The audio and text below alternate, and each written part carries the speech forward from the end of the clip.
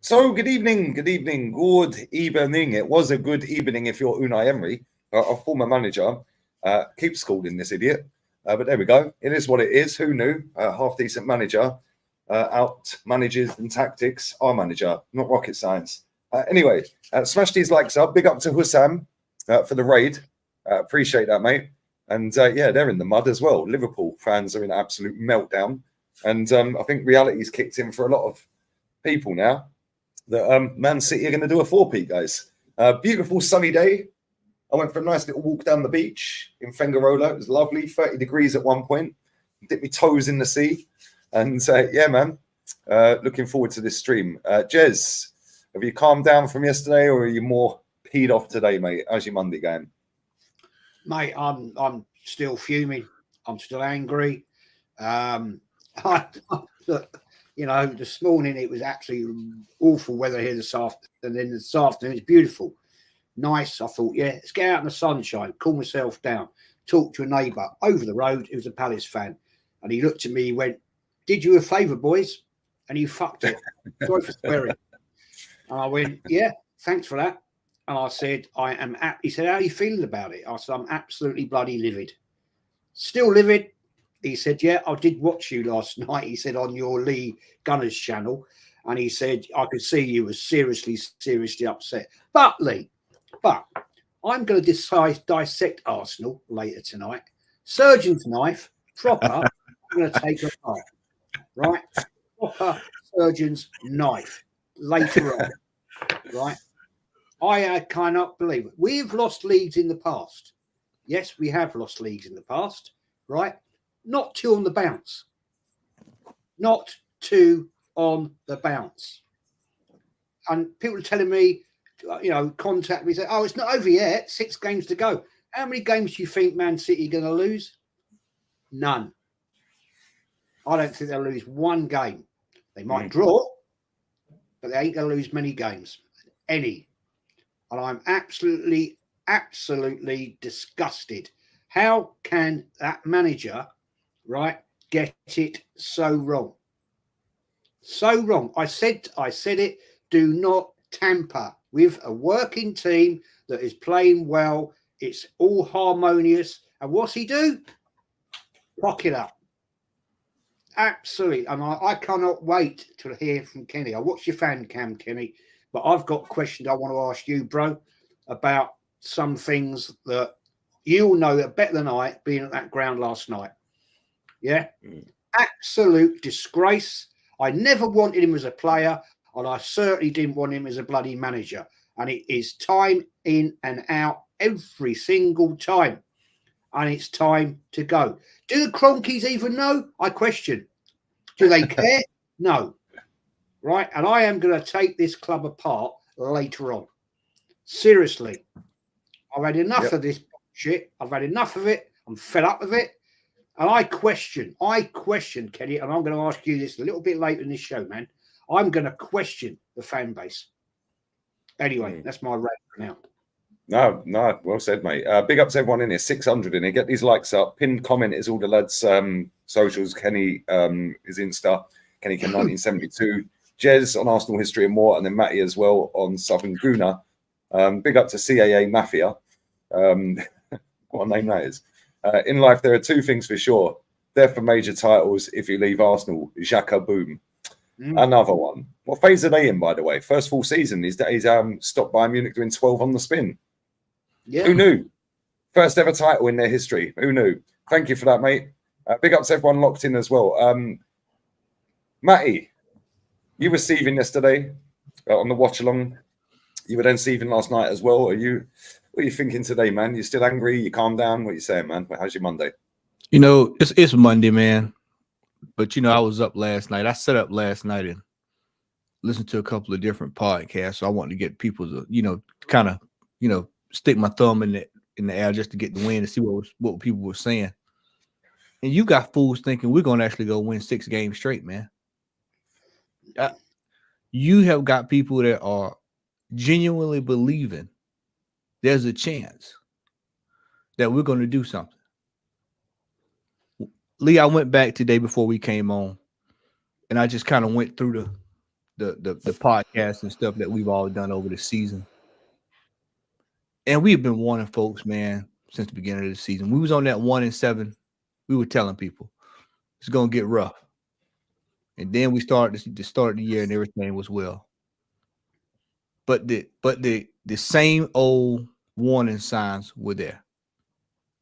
This manager, Jez just stated, didn't want him as a player. I always say he was a panic buy. Always was a panic buy. Never a legend. People act like he's a legend of this club. He wasn't even a legend at Everton. And this attachment that this fan base has to him. They can eat him up and hadn't done anything. And this is 5 years. It's 5 years. Lee, I've known you for a few years now. 5 years that we've seen this foolishness. And people are saying, well, we finished second, 8th, 5th, a title charge last year blow and 1 blow this year. And threw away every last cup that we just about every last cup we in. And we get ready to get put out on one Wednesday, Lee. I sat there last night, man, and I'm drained psychologically of this club and this manager. It's draining that we have to, because these Premier League seasons are long. And then it just falls apart like a house of cards. Darren Sullivan, shout out to Darren. He always says this, man. Arsenal are a revolving door of chaos. And that's what we are. It's just over and over and over, Lee. Jez, Kenny, I don't know about y'all, but for me, there has to be something that changes at the end of this season, whether we win anything or not. It has to be a change because I can't keep going on watching what I saw yesterday.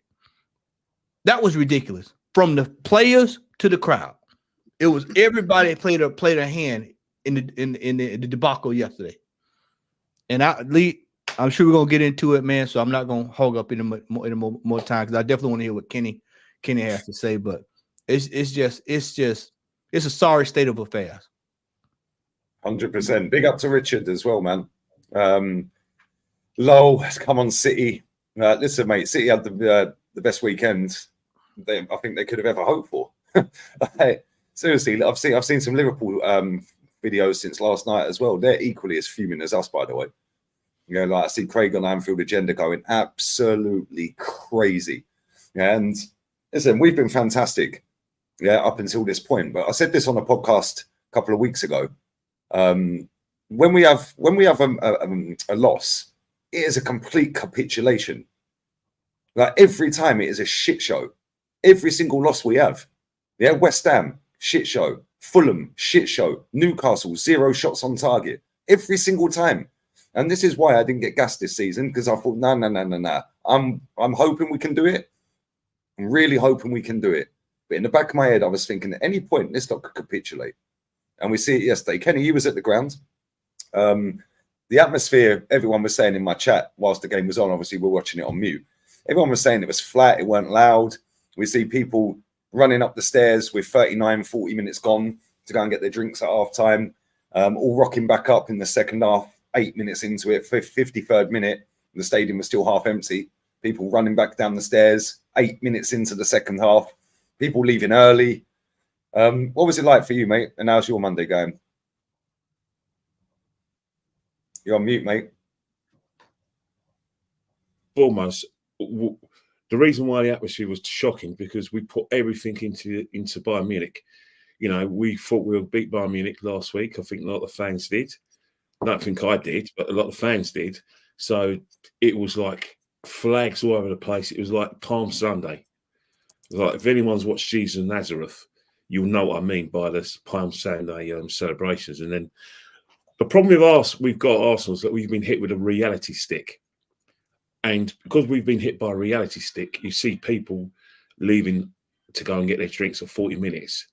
And then you see people after Bailey scores leaving the stadium. And the problem is that we all thought we'd go on to, you know, like I said, do a lot better and make it hard, take it into the last day. But the question was always going to be, we're not, you know, how are we going to cope when we don't play teams or like Burnley, West Ham, who were demotivated under Moyes, and Sheffield United? We were an easy streak. We're scoring a lot of goals. Odegaard was banging for them. Havertz played really well. But if you look at what happened with Bayern Munich, we got a reality check. None of our fans heeded the warning. And then yesterday we got a reality check. And the bottom line is that the problems we've had in the last 2 years under Mikel Arteta have always been there, but we've elevated our performance. For instance, in midfield, we still aren't strong in midfield. We've got the athleticism. We haven't got a baller in midfield. Centre halves, when they finally had to deal with a striker who can back in some, i.e. Harry Kane and Ollie Watkins, you saw angle there. They find it a bit difficult. They didn't look like the best defence in Europe yesterday, did they? Because they finally had a proper test and they failed it miserably. You look at the left hands, the fullbacks. As soon as people ran at them, they floundered. The warning signs were there. Porto gave us a reality check, but we didn't see it because we won on penalties. I was saying, I was questioning Kivior's involvement at left back because I said, hang on, this guy's going to struggle against proper players. Didn't heed their warning because we were winning. And then when we got into the business end of the season, we've capitulated. So the bottom line is that if you want changes, I've got a list of players and I'm going to list them now. Ramsday, go. Zinchenko, go. Smith Rowe, go. Nketiah, go. Nelson, go. Jesus, go.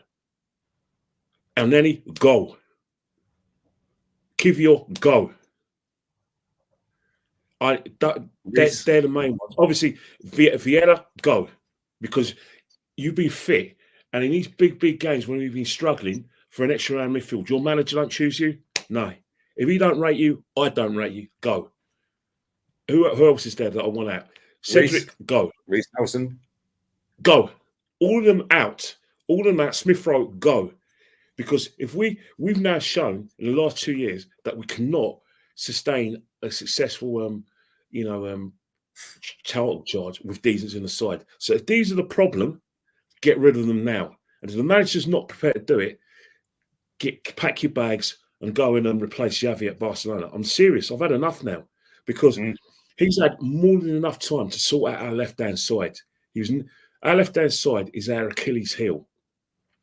Our lack of striker is our Achilles heel as well. I'm sorry, but you've talked about the Man City agents. Well, there's a few more players on there that I want out. Jorginho, last season at the football club, he's doing a very good job for us, but long term, he's not the answer. So, if we really want to revamp this team and get the right people with the right experience, the right qualities to finally get us challenged in Europe in the Premiership, these players have to go. Because I know the reason why I've added a long list, because I know the club are going to go by, but FFP. All right, I milked you out there. These are players I want out. I've got a mixture of players who are not going to get us any value, but I've got players who can get us value. Jesus will get us a lot of money. Smith Rowe would definitely get us lots of money. Nelson, 50-50. And Nketiah, I can think of a few clubs that will take him. Ramsdale, England International, they'll take him. So all your FFP excuses, I've eradicated them for you. Now, all of these players have to be away from the squad for us to progress. And we're going to need about 5 or 6 signings. It's 5 or 6 signings for us to challenge. Because I tell you now, the title's gone. Because I tell you one thing, right? What sets us apart from Man City, and I'll kill Liverpool on that because I know Liverpool fans watch it, is their bench. The reason why we've written off the title is because we know that Man City are going to beat Fulham. They're going to beat Nottingham Forest.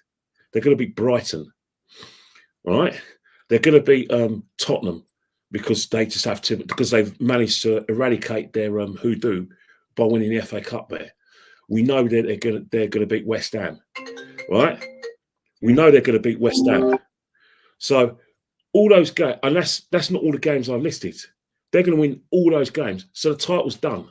But the reason why they're going to win all of the games, because look at the options. Bernardo Silva, De Bruyne, Foden, Doku, Grealish, Alvarez. I haven't even named Haaland yet. Look at Ortega. Got one of the best players at their clubs injured, the goalkeeper. Ortega comes in, no change. No change whatsoever. Mistake free. That is a squad that is built to win 3 trophies. They'll probably do a treble now. So it wouldn't surprise me one bit if they'd done a treble. Arsenal are still have only closed the gap with Man City by probably a small percentage, and I'm talking single figures. So there's a lot of work that needs to be done, and the manager needs to take the can for this because his inability to make the right changes of the bench was all down to him. You've kept these players on. You know they're not good enough, but you've got into the business end of the season when you have to rely on them. So I'm sorry, whoever's the businessman at the football club needs to eradicate and get them out. It doesn't matter what you have to pay them off. You've done it before. You've got to have Edu and Monument. Get rid of it, mate. Get rid. This club can't afford to lag behind. We're talking a whole revamp of the squad, mainly the left-hand side. If we do not sort out our left-hand side, got to go. Actually, one more player who I want sold, Martinelli. I want him gone. The reason why Martinelli's got to go is because since January 2023, we've been trying to get a player in his position. We now know the best of Martinelli. You're not going to get any better than Martinelli. There is no levels he's going to go to. He's still going to be that head-down kind of player. Whilst with Bukayo Saka had a poor season, but his numbers suggest he's still got the numbers and goal numbers where say you'll tolerate that. But if you're Martinelli and you're not producing the numbers and your head's still down, off you go, mate. Trust me, if you've got 50, 60 million, he's yours. Get rid. Not good enough for Arsenal. All those players I mentioned are not good enough for Arsenal. Let's stop the crap. Let's stop the the jingoism and say, oh, yeah, they're nice guys. I don't care they're nice guys. They're not going to win you the league. Those players, Martinelli will not win you the league. Mate, I tend to agree with all of what you just said there. I want to read out some of these comments I've started as well, because there's an awful lot of Io de puta in my chat today. Obviously, this is what happens, yeah? But then they all fuck off and disappear in the summer. I don't see him again. Big up to this guy. Titlist far from over. I hope you'll all be cussing when Arsenal win. But I'll tell you what, mate, when they don't win it, you're going to come back and apologise then, because that's now, what, 20 years without one? 4 years in a row without one under this manager. Yeah, and he's also put another comment in, 4 armchair coaches. Well, let me tell you, mate, yeah, Kenny was at the game yesterday and he has a season ticket. Now what? Yeah, not only that, Jez had one for 41 years. What are you saying now? And I was going for years as well. So how about shut up? Not only that, Matt is a coach. Iman, you're everything that's wrong with this football club. And I'm gonna say it now because I don't care now. You are a virus. People like you are a virus at this club. You're the ones who have lowered the standards of our great club. And the only reason why we take notice of people like you is because social media is free. You're a descendant, and you're more suited to watching AFTV or any of the channels of that ilk, where you get CBB situation comedy analysis, where people, when they're angry, they're looking at the camera to say, "Look at me, get my best side." That's fake. That's fake. That's not real talk like we are now. So if you don't like what we've got to say, I suggest you get your ass over there, because I'm sure they've got a podcast where you can agree to everything to your heart's content. We don't want you here. All right. This fan base is fine enough with people like you, man, talking absolute nonsense. Jog on and go and watch something like the Guru Talk, Arsenal Vision, all the other ones, and they'll make you feel better about yourself. Go on, jog on. I've had enough of your pork chop. We've got a few more to hot up as well. Smash these likes up, guys. 1100 inside. And we've got enough. Mate, sorry to interrupt, Lee. May I just answer that? Right. This is a question I wanted to ask Kenny specifically. Right. I have never in my life, when I used to go week in, week out, home and away, seen that stadium empty like they did when we are playing to win the Premier League, right? And I see them all walking out on 85 minutes. The place was getting empty. And I'm thinking, what is going on? Why are they not standing there? Why, Kenny, sorry, mate. Let me just finish what I want to say to you. And I want to get your answer, right? Why are they not there? Yeah, right? Booing Arteta and booing the team, giving them absolute hell, right? To say this is not good enough, right? And I blame this on the Shire fans. I had a guy last night, right? I can't even believe this one, right? Yeah. Manchester fan, Arsenal fan from Manchester. When you're supporting Arsenal, right? And I said to him, do you ever get to the Emirates then? Oh, I've never been. But you come from Manchester United, one of the biggest clubs in the world, Manchester City, right? Who are taking everything apart. And you're sitting here talking to me about Arsenal.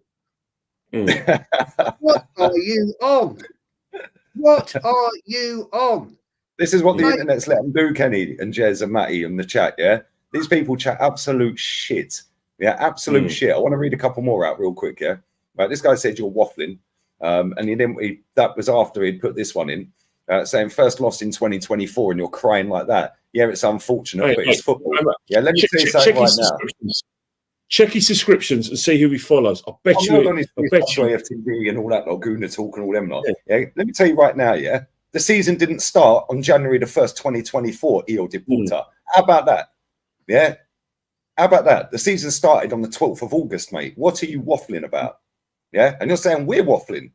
Yeah? When we win nothing again this season, come back and apologise. Yeah, big up to the ones who are apologising for saying, oh, you were right all along. Same rinse and repeat as last year. Then they all disappear when we're playing well and winning well. Yeah. And then all of a sudden the shit hits the fan and everyone's got my phone number again. Yeah, do you know what I'm saying? Get out of here, man. Yeah. I want to read this one as well. Sorry, yeah. Easy to scapegoat Saka. What the fuck has experienced Jorginho done? I agree to a certain point. However, that guy has been lauded up to be the second coming of Ronaldinho. Yeah, the other guy is a backup to a backup. Yeah, let's just be real with it. He's a backup. Yeah, to Thomas Partey, who's a backup to Declan Rice. Gunner, Bukayo Saka. Every time. See, this is it's going to be some tough love today. Tough love. Hopefully, they're all sat in the Colney's training center watching it. Yeah, because every time we get near the back end of the season, what happens, Lee? What happens? Where does he go? Where does he go? Where does the team go? Where do these players go? I mean, just a couple months ago, it was just, oh man. Lee, I'm gonna say it. I told you I'm gonna wear this out. I was told last week that Sol Campbell can't get into this team, that players from the George Graham era couldn't get into this team, that there's nobody, that we're the best, this is the best Arsenal team we've seen in the last 10, 15 years. I'll say the same thing Lion Tech said yesterday. The 07-08 team would crucify this team. Any team up on the Wenger in the late 2000s would run over this team, would turn it over. Mate, 08, 09 we got to a Champions League semi with a younger team. Lee, that was the youth project then. That was the youth project. And we're still doing the same crap now. And wondering why we can't get over the line again. We couldn't get over the line then. We bottled a title and a Champions League semi, and we can't get over the line again now. Almost like buying experienced players gets you over the line. And inexperienced players, in terms of age and no winning mentality, doesn't. We were doing this 15 years ago. And people wonder why we get angry over it. I'm sick to death of being nearly good. Lee, there's the worm has turned, mate. Jez, the question you asked me, and Matt, all of you guys asked me what happened in the ground. The worm has turned. Everyone, even the positive fans, you go on their Instagrams, everyone has basically congratulated City and sent the cases of champagne over to East Manchester. Everyone's giving up. So it's not us slagging the manager off. You know, you go, I won't name them, but you go on Instagram's free, they're all congratulating City. Everyone has. And in terms of the match, it's funny you start talk about fans leaving. I had an interesting conversation with a guy called John.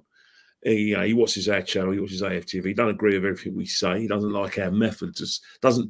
He understands where we come from. Andy Abrahams as well. You know, the guy was an X Factor. He said to say hello because he watches us all the time.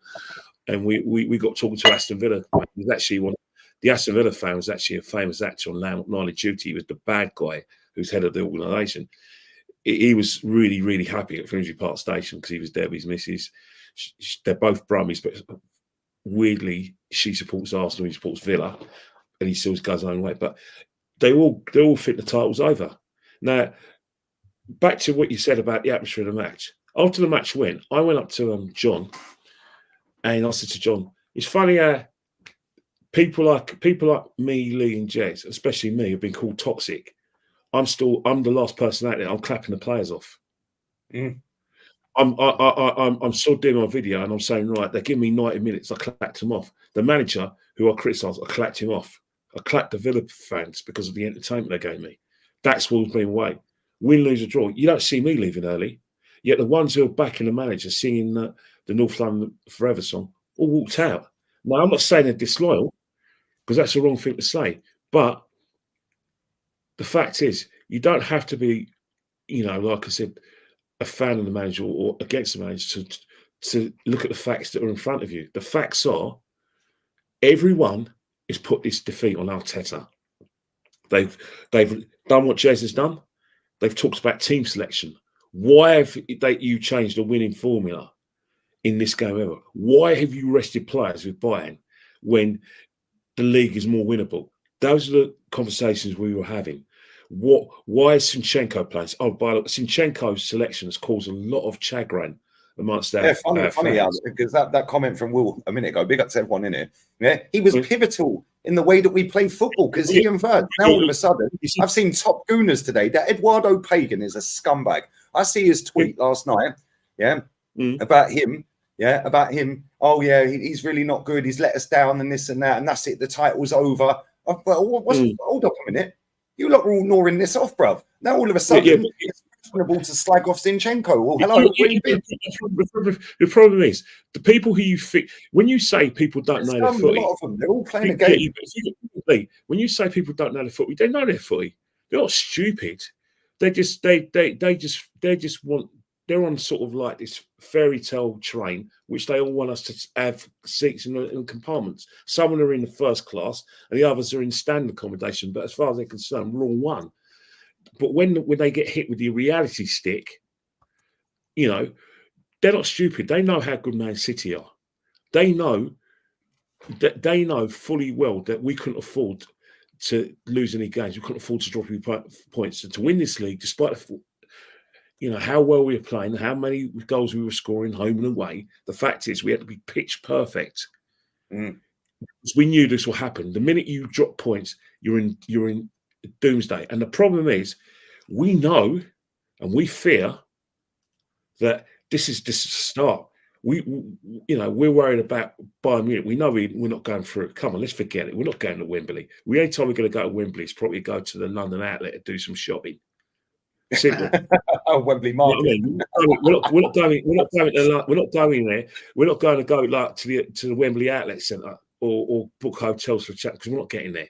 So I was going to see a concert or something in the summer. The league was our best chance of silverware, and unfortunately, the fears we had about our squad came to fruition. The fears we had about Zinchenko came to fruition, and the problem is, Mick Arteta's caused a problem in himself by selecting Zinchenko because he knows full well now because we get our number in the midfield. He's got to play him. He feels he has to play him because guess what? Teams like Bayern and Aston Villa are just going to just run rings around us. But the problem is, when he's in the team, Aston Villa ran ring with us anyway. So you've got to look at his defending. And guess what? He can't defend. So getting rid of Kieran Tierney solved one problem, but you're creating another one. So now he's going to have to find a left back who can give him everything that he requires, inversion and defence, because they are out there. They are out there. Ben White can do it. Ben White has done it. When he weren't in the team, Ben White was doing it, and we didn't concede any goals. The problem is, he wants someone from the left-hand side doing it. He wants someone, or right, he wants someone who can play midfield. Now, Ben White's a very good defender, but he can't do what Trent Alexander can do. And he certainly can't do what Zinchenko can do when he's on song. So him inverting is a waste of time. Against good sides, we're still going to have the same problem. So his in-tray has to get someone a left-hand side convert. And then he's got to look at the situation and think, right, Chelsea are selling certain players. Now, he looked at Modric and he couldn't afford him. Well, he can bloody afford him now. Now, you're going to say, well, he's shit at Chelsea. I know, but Chelsea are not a good side. He's going to play in a better team. So surely we were all in our rights to see if he could do better in a better team because as these possible goodness have told us, Kai Havertz has been an improvement. Kai Havertz is good enough for Arsenal now. And then we've solved a conundrum. See, that's another one. I even forgot about Kai Havertz. The whole world and its mother knows that he can't play in the midfield three. What did Arteta do? Played him in the midfield three because he really, really wanted to play Jorginho and Trossard on the same side. And he didn't have the balls to say Havertz, no, you've got to be on the bench. You know why? Because he spent £65 million in him, so he has to play no matter what. That is a conundrum as well that's cost us the title. Facts. All right, big up to everyone locked in, man. 1,400 nearly. Get these likes up, guys. I want to read a couple of comments out as well. If I've not read your super chat out, it's because of the flow of the show, but I have replied to you all. And big up to Zoratang as well. We're being harsh in our clubs. I hate Man United at the minute. But to win the league, we need to get 100 points. City made it impossible. I feel sorry for Arsenal.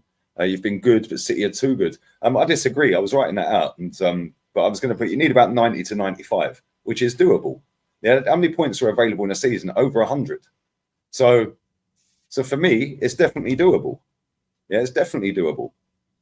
Lee, I want y'all to look at these numbers. Zoom in on it, mate. I can't see it, man. Zoom in. Big up for that super chat, bro. Let's see here. Let me do this right here. Let me get these likes up, guys. Come on. Yeah. Is that large enough for you, Lee? Is that? Can you see it now? No, not really. I can zoom in and it's fine. I can zoom in it on my end, just so I can see it. All right. Let me screw it over. I forget this shit. All right, we'll do it this way. Let me just make the easy point for y'all. Jesus has been in the league since 2016. he has yet to get over 15 goals a season. Yep. In the last 2 campaigns here at Arsenal, this year and last year, 4 goals in the Premier League and 11 goals last season total in the Premier League. We spent $45 million of pounds, because I know somebody's gonna go in the chat and raise it. Pounds. This dumb yank. Yeah, I know it's coming. So pounds, brother. We slated Havertz beginning of the year for what his cost was. Look at the output of what this player does. I told y'all 4 weeks ago. I said the minute he comes back into this team, the attack goes sideways. The minute Zinchenko comes back into this team, it goes sideways. Lee, we sat down that broadcast yesterday, and what did I say when he made those substitutions? I said, this is match fixing. Yeah. It was so erratic. I mean, it was almost like the year we played Newcastle that year. We botched it going for 4th. We played Newcastle. And then it was like last year, the Brighton game, where he erratic these crazy changes. And you wonder, what are you doing? And I couldn't believe that he took off Odegaard. And then I couldn't believe he took Ben White off either. I was at a loss for words yesterday when he took him off. I couldn't believe it. The fact that he left Zinchenko on. And I told you, as soon as the second goal goes in, he hooks him off straight away. And then the poor salt in the wound. We're down, and then here comes Triton. He trots Eddie Nketiah on. I just that a lot yesterday. That was the final straw for me. I don't have to see anything else for the rest of the year. We can beat Bayern Munich and move on to the next round. I'm not changing anything. He still needs to go. Needs to go, because this man has shown that every single time there's an ounce of pressure, we fold. The only thing that saved us from it in Europe was the fact that we scooted by Porto. Otherwise, that was going to be another conundrum. Yeah, that could have gone a flip of a coin on penalties. Yeah. So we've got, like Kenny said, man. Kenny said 7. I think we need 11. We need 11 players. We need to freshen this team up. People keep asking. I've been seeing this in the chat. Well, who's good enough to come in? You got. I put 5 on my page last night. And somebody added another one, 6. There's 6 managers out there. I know for a fact we could go after and go get. I'm tired of this argument that there's nobody that can come in and fix this team. This is pathetic. That argument stinks. It's nobody available that we could go and get that they think could do better. So let's just keep the bum that's failing every year. Like, what logic is that? Yeah, I want to read this comment very quickly as well. Big up to everyone locked in. Get these fucking likes up. Come on, guys. Get these likes up. I'm doing a Chelsea watch along later as well. You guys are funny trashing your best players. Bro, this is why, this club's in the gutter, because people don't trash the best players. They give them a pass because of their previous. Yeah? The best players are the ones that should have the most accountability on them, because they are considered our best players. Saka, Odegaard, players like that, Declan Rice, they're considered our best players. So if they drop stinkers, they should be the ones called out more so than somebody like, I don't know, Eddie Nketiah, because we know he's crap. Yeah, the better ones we expect more from.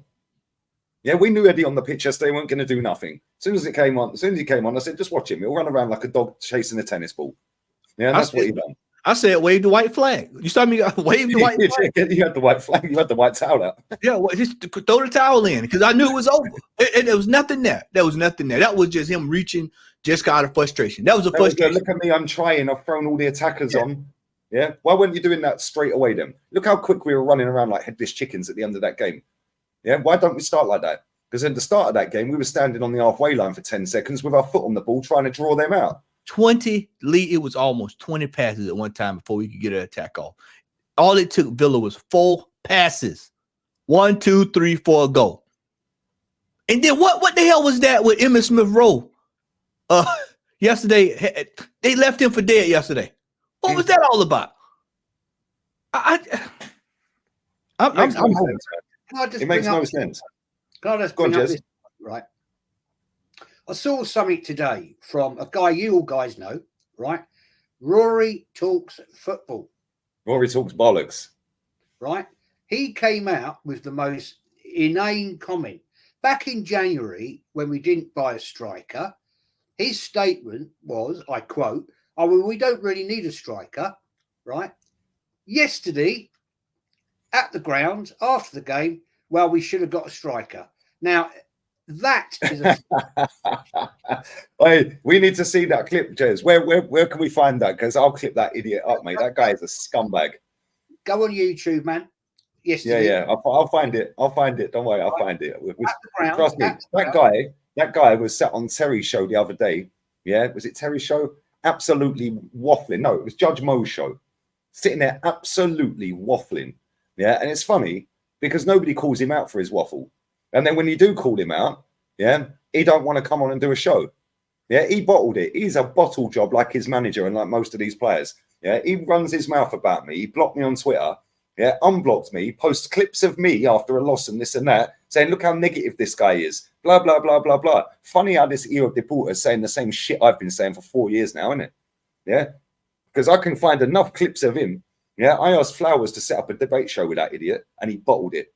He didn't want it. Oh, I don't want to be associated with people like him. Yeah, well, stop talking about me then, Eo Deporter. How about that? he calls us out, flip-flops, right? Yeah.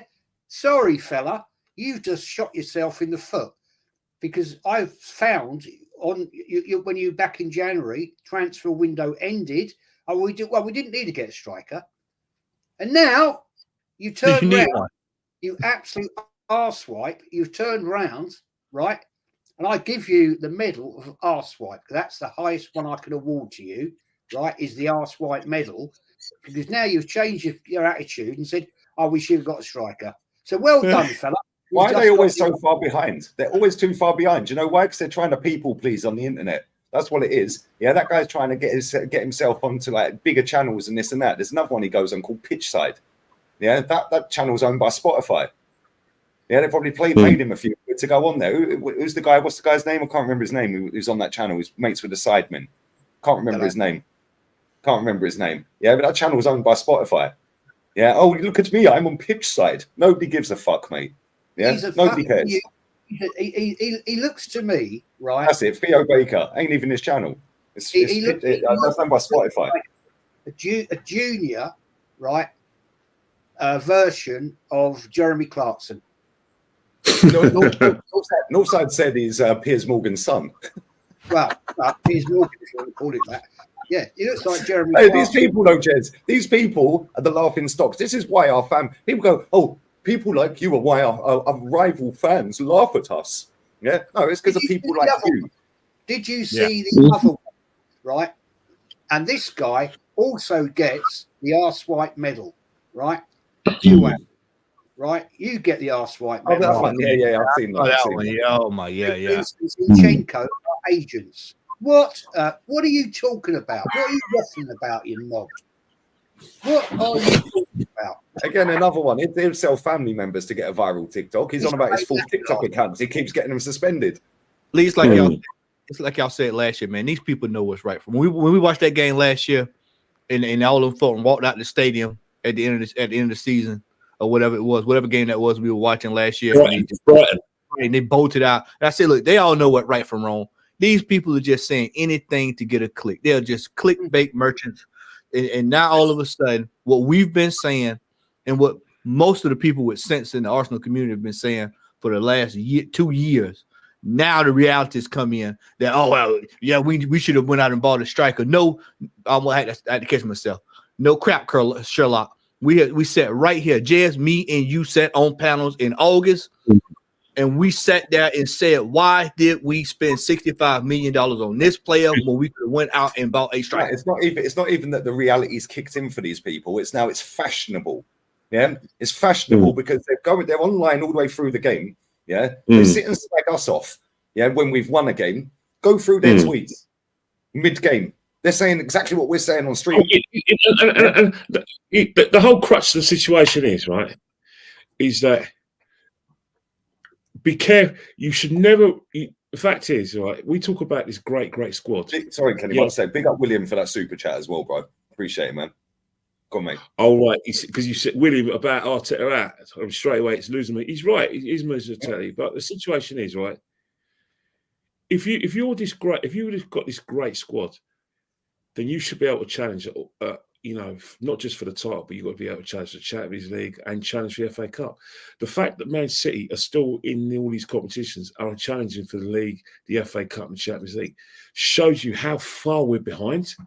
How far we're behind. Like thing with people like Rory and his other mates as well, Adam and all that guys. Good luck to them. But the fact is that their sponsors worthy. This is what they're all trying to do, Kenny, and this is why people.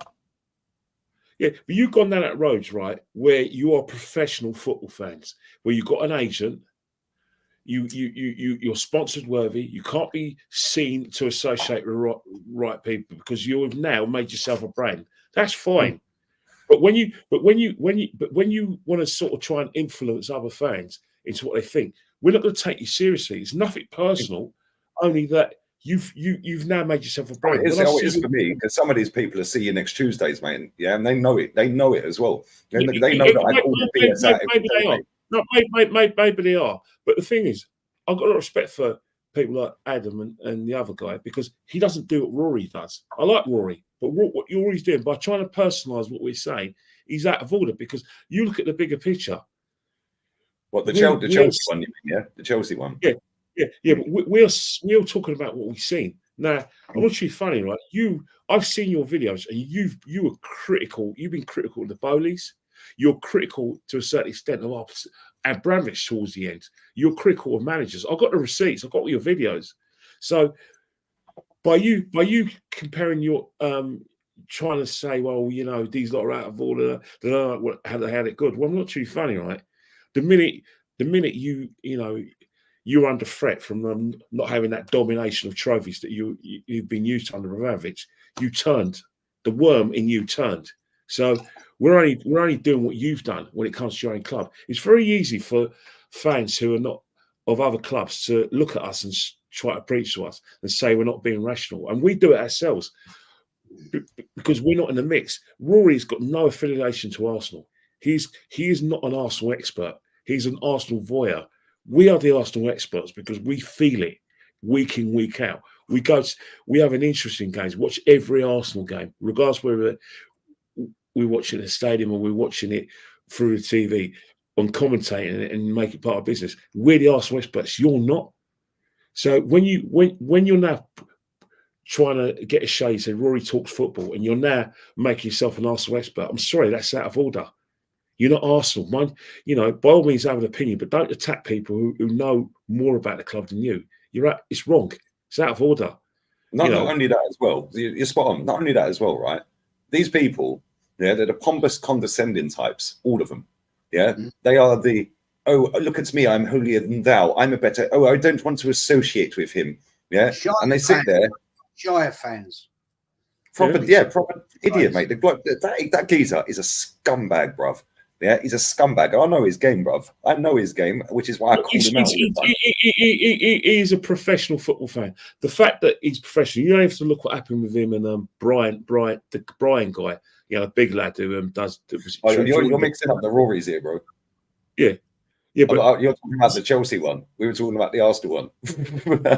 Oh, right, sorry. I thought you were talking about Chelsea one, but I'm just talking in general. Well, listen, both of them are wrong uns anyway. I'll get on the Chelsea one, but I'm just saying, all these people, a lot of the people who don't want to associate with us, is the reason why they don't want to associate us because, they're professional football fans. The reason why I'm saying that is because if they associate with us, they won't get a gig with Robbie.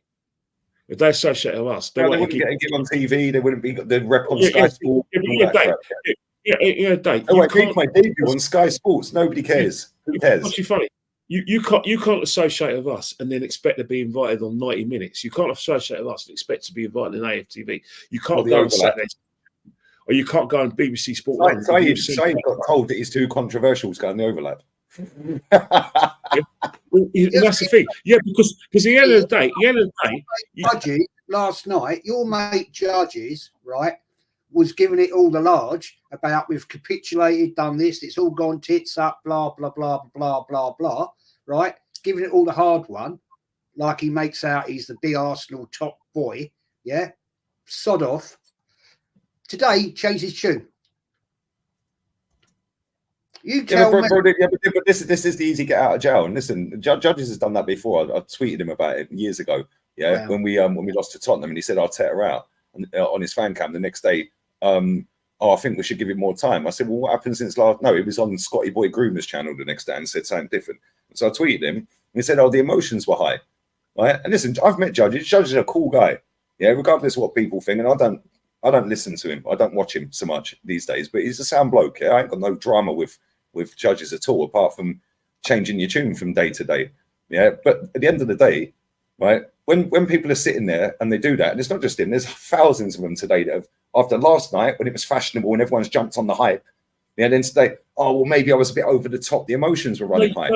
Cool. Well, don't give your opinion straight after the game then. Because if your emotions are high and you're going to change it the next day, give them the next day then. Which one's real? No. The thing is that not real. They're not Arsenal. They're not Arsenal. Everyone's correct, though. Everyone's correct. It hasn't changed. No matter how you are from 1 hour to the next. The fact is, we all shared the same disappointment. We all feel it's gone because at the time we worked our nuts off to even get in the position to actually, not just challenge, but actually have a chance of winning it. But I was saying a couple of months before, people were saying, how many points do you think Arsenal could drop? I said none. Yeah, none, and I was proven right. After we beat Sheffield United, I had that conversation on Dan's channel with Igal, Brandon, Northside, and I think this guy African Gooner. I said none because the fine margins are so fine because of City. People are going to say, well, we've had a great season because we took 4 points at City, we took 4 points at Liverpool. Yeah. But guess what? Fulham, West Ham, Newcastle, Aston Villa. That's the thing. When you play teams like Man City and Liverpool or all the top 6 sides and you beat them, what that does, it gives you a mindset where if you can beat them, you can challenge for the title. That's all it does. It doesn't win you the league. It just gives you the mindset and gives you the confidence to. Man City have got the worst record in the top 6 this season. Man City have only beaten Man United this season in the top 6 teams. Yeah. Well, they beat Newcastle. So beating the top 6 teams don't win you the title. No, it doesn't. It gives you a mentality of, we can beat them. But that mentality, Man City don't care whether they beat the top 6 teams because they know they're going to slap everyone else. Yeah, and there were times when Man United under Sir Alex, had struggling results at Tottenham, but he still win because at the end of the day, to win the title, you have to pace it right. You have to have the right players and the right squad. And the fact is, we're light years behind Man City. The points may not say it, but in reality, if they go out and win the Champions League and go out and win the league and the FA Cup, that means that we've got ages to go. It doesn't matter how we do against them in one-off games. The fact is, when it comes to the things that we're competing with them in terms of like FA Cup certainly to a lesser extent, Champions League is a cup competition, but it's still relevant. But when it comes to the league, we still don't know how to pace ourselves. You look at Declan Rice yesterday. The biggest elephant in the room, which no one wants to talk about, is, and I say it with respect. Declan Rice hasn't played well since the Man City game. No, that's not a criticism. After the game? Yeah, I hope it's, and that's not a criticism because I'm not digging him out. He's shagged. He's tired. Sorry, ladies and gentlemen, women and well, apparently it's Southgate's fault for playing him in a friendly for 90 minutes. It's not Southgate's fault because even if Southgate did play him, he's tired. He's tired. Declan Rice is tired. He said after the game, and this is the mentality that this club has, right? We're going for a title, apparently, right? And he said after the game, well, if we couldn't win, then we'll try it. Well, don't lose. Yeah. Well, hold on. What do you mean if you can't win? How about win, bruv? Yeah, you're going for a title. If you can't win the game, don't lose. No, we're at home.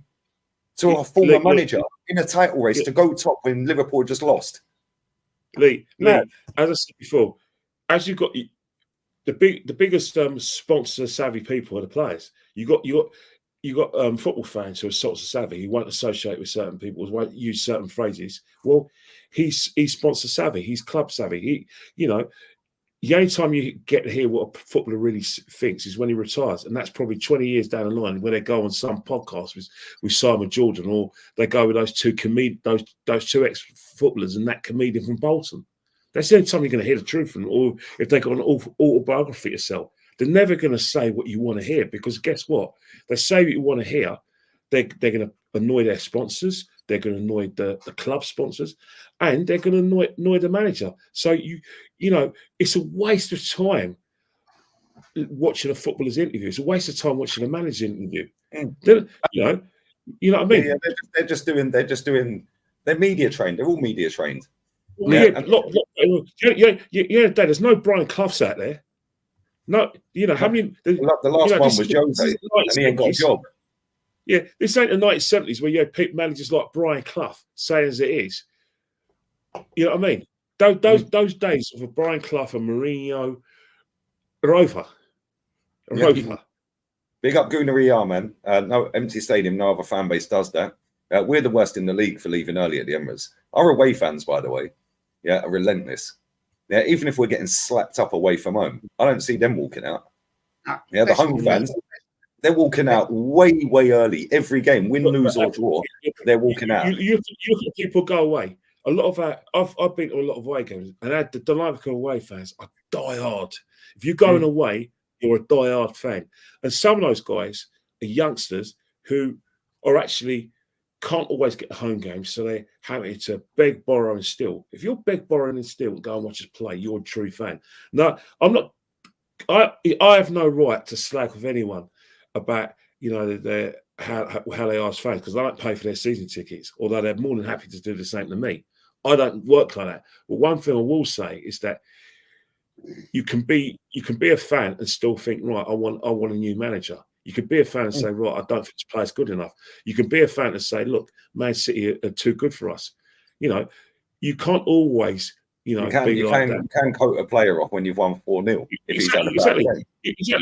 As I said, this isn't a playground in Christ the King where we're singing the songs. We all agree Arsenal magic, Liverpool tragic, or Tottenham tragic. We've got to see it as it is. And this is actually, despite the fact we're all upset, this is constructive criticism. We're trying to help by saying, get rid of these players and get better players in, because we've got a challenge. Because this is the third time now where we couldn't get the top four. We couldn't win the league last season, and we're not going to win anything this season. So we're basically saying, right, what is a common denominator? Are we good enough in certain areas? And we're not. These players that I've named isn't personal. I just think on what we've seen in the last couple of seasons, they're not good enough. The manager is actually the one who's put the idea in my head, because he doesn't think Martinelli's good enough, because he's been trying to get a player in his position. He clearly is worried about the left-hand side, because he replaced Trossard in that position. He tried to buy Mudryk in that position. Exactly. But what about the fact that he's got a left-back in Zinchenko, but he'd rather play a centre-half in Kivior? That's a problem. He's got a player in Vieira who he's spent £35 million on. He's fully fit now, but when you're outnumbered in midfield, he won't play you. So I'm saying you don't rate him, so I don't have to rate him. So let's get rid and let's get better players in, because his squad cost us the title. Kenny, let's not forget Fabio. We spent top dollar on him. Hadn't seen him. How many games has he played? Yeah. What, 2? Maybe it's less than 5. I know that. It's got to be less than 5, man. I'm going to look now. Smash these likes up, guys. You see, you look at Kenny brought up a good point about the fine margin. If it took Leverkusen going undefeated to beat Bayern Munich, what the hell do you think it's going to take for us to beat Manchester City? We've got to be damn near spotless. Yeah, and I mentioned this. I mentioned this earlier this year. I said we could very well not lose to City this year and still not win the title. Oh man, that's crazy. That's the most craziest thing. What is he ain't talking about? He doesn't know what he's talking about. What is Matt? It's 30 games. Another thing as well. Even if we won the league, we still have to buy it, because when Liverpool were at their best in the 70s and 80s, and Man United at the best, you always buy when you're strong. Yeah. Now, despite the fact that we're really, really jacked off, if you want to look at the positives, and it means nothing to me because my currency is only trophies. But if I want to go into the mindset of the fans who are behind Arteta, I am going to go in your mindset today and say, right, you think we're strong. I'm going to be like you and say we are strong, but right, if we finish second or third. So I'm saying to you, the same mantra exists by when you're strong, because you have to improve to stay at the top. Because if you win the league, you've got to retain it. And then the next thing, capital rank, is the Champions League. So you always have to buy when you're strong. So if people think we're strong now, we still got to sell those players and buy. Yeah, they got to go anyway. They got to go anyway. Now, eliminating it, you've got to buy anyway. Because let me tell you something now. Don't do what Klopp did. Klopp was a right pork chop after he won the title finally, kept that same team, and that team went in decline. And they challenged. They had a semi-challenge 2 years later, and then the third year, the wheels fell off, and they didn't get the top four. That if you want proof that you sticking with the same team doesn't help. Look at Klopp at Liverpool. Look what he had to do. You know what I mean? You know, Kenny. You look at that, and that's probably why Klopp decided to step away, because he looked at how much of a rebuild that was going to be, and he was like, "Nah, I just, you know what, this is too much work for me. I'm just going to go ahead and mail it in."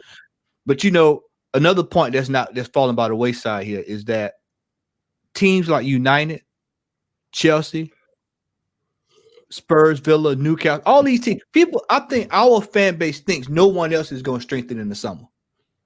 Yeah, and that's naive. That's naive. I heard, yesterday I came in on the tail end that Jez with you and you guys and you Northside and Egal and Lee, and I heard him say, "Oh well, Klopp's leaving. That's gonna make things better."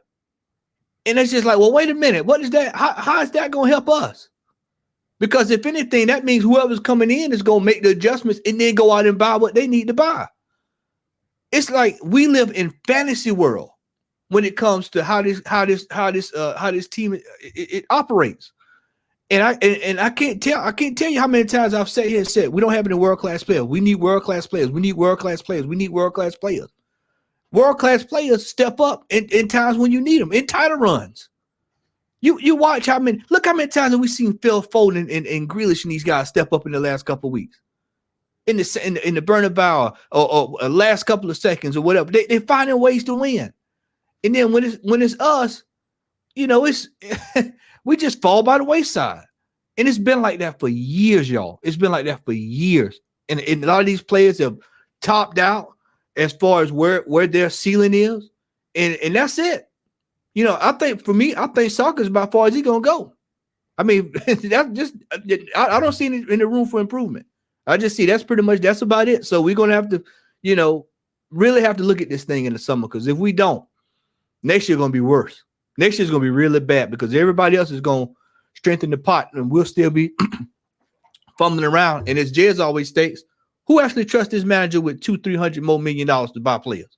In Edu, who actually trusts this man to go out and spend $1 billion on this squad to fix it when he spent $65 million on Havertz and money on Kivior and useless players he don't even play. I looked up in the stands yesterday, Lee. I don't know if you caught it when they panned out to the stands, and El Nene is sitting up there with a warm-up top on. Don't even have on his clothes, street clothes. He out there in street clothes, and we're paying this guy.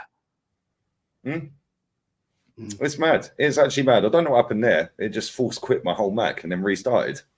Weird. Maybe I've been infiltrated by the top mutants.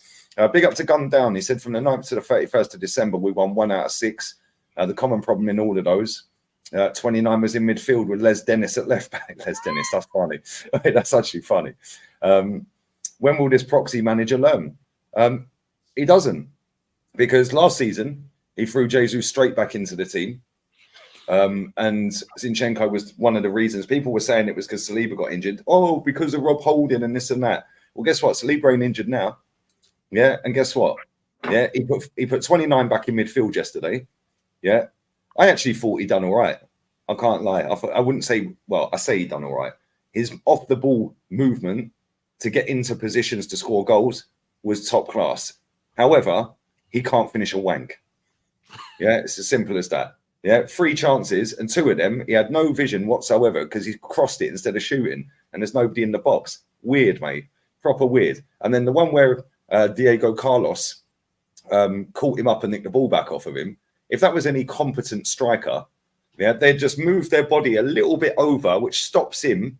Yeah, do you remember David Luiz against Wolves when David Luiz got sent off because he clipped at the back of the guy's heel? Yeah, that's what he could have done with Diego Carlos yesterday. I can't remember. I think it might have been Conser was running alongside him. All he had to do is just move over 1 foot as he's running, and Diego Carlos can't get him. And then he could just curl it in the bottom corner. Yeah, if that's Ollie Watkins in that position, that's a shot on goal and most likely a goal. Yeah, ridiculous. It's pathetic. Big up for the super chat, man. Big up to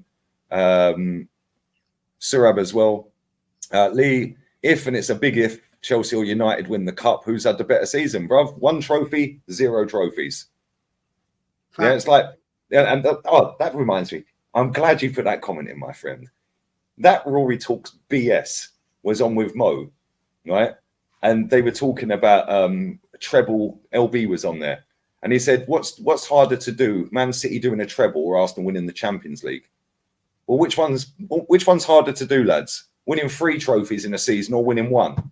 Exactly. Thick as pig shit. I actually put that comment in. Thick as pig shit. Yeah. Big up to you, my bro. Big up to Eric as well. I think Arteta has an agenda on party. Odegaard himself said he makes his game easy. Now he has burnt out, and Rice too. Just make sure 29 plays each game to prove us wrong. F the manager, man. Do you know what it is with Party? Yeah, I don't know, mate. I'd rather get rid of Party in the summer. Yeah, but there's no way he couldn't come on in some of these games. Maybe not start, but he could have come on in some of these games. He could have come on a lot earlier did he come on against Bayern? He did, didn't he? Could have come on about 20 minutes earlier in that game. Like, I don't really understand what it is with Party. We've barely seen him all season. Yeah, and there's no way he's been out injured for all of that time either. Yeah, and as for Fabio Vieira as well, I've just checked how many minutes he's played this season. 552.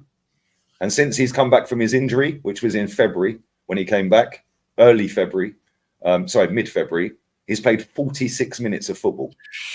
See? Yeah, 46 minutes of football. Yeah, we're paying this geezer 100 grand a week or 80 grand a week and 35 million. What a waste of money. And people want to talk about profit and sustainability. Yeah, cool. Big up to Vegas as well. Soon the Cronkies will pull their investment out of the Champions League money and turn off the faucet. Then Edu will have to be better at his job. Arteta is a checkbook manager. He ain't even a checkbook manager, bro. Because let's be real. Yeah, he was a lucky manager that he inherited a team, yeah, that had a new manager bounce. Since then, what has he done? Real talk. Yeah, this guy's got to 1 final in 4.5 years. Eric Ten Hag, that everyone's laughing at, has been to 2. Yeah, Poch, by the way, if he does somehow, some way beat Man City, he would be to 2 at Chelsea in his first season as well. Yeah, David Moyes has got to the same amount of finals, by the way, as Mikel Arteta, and won the same amount of trophies. 1. Sorry. Kenny made a great comment. I just want to add to it, right? Yeah, about the Arsenal away fans. Ever since we left Highbury, and that's when I left my ticket at the Emirates in 2016, right? I hated the atmosphere at the Emirates. It was flat, it was dead, it was boring, right? When I saw what was going on under Wenger, we all saw that back in the day. The Arsenal away is always the best, even when I used to go away when I was at Highbury. It was always an adventure. It was always a journey. You never knew what was going to happen. And it was always a day out. Going to the Emirates, for me, back in the day, when I did go, was just flat. Never enjoyed it, Kenny. I know you go it relentlessly each and every other week, right? I'm sorry. To me, it's flat. Because the fan base, to me, I don't want to say anything injusticely. That's not a right word, but you know what I mean. I just don't get it. I don't get it. Because at the end of the day, I do not believe that if you're a true, really supporting your team, you walk out like I did yesterday. Sorry to say it. Where were they go. rushing off to? I know Antiques Roadshow starts on a Sunday evening and that. Yeah, and like maybe they had a bit of carrot cake and a cup of tea waiting at home for Antiques Roadshow and that. But like genuinely, real talk, yeah. Why? I don't get it. It's not like it was a really late kickoff and it's like gone 10 o'clock after extra time. It's now nearly 11 o'clock on a Sunday night and they got work in the morning. They got to get up at 5. I could kind of understand that, even though I wouldn't leave. I left early once, if only once. And that was the Man United game where 10 minutes got put up on the board and we were 2-0 down. I went, fuck that. And Jesse Lingard moonwalked that night. Yeah, that's the only time I've ever left. I know you never leave, Kenny. You never leave early. I don't do that. But the thing about it, the thing is, I think that since I've been at football, there's always what people who do that. When I first went to a game, my first game I went to, I was with this kid, and he said, "Oh, I've got to leave early." I said, "What are you leaving early for?" I'm not leaving early. He goes, "Oh, I've got to leave early because you get caught." And that was.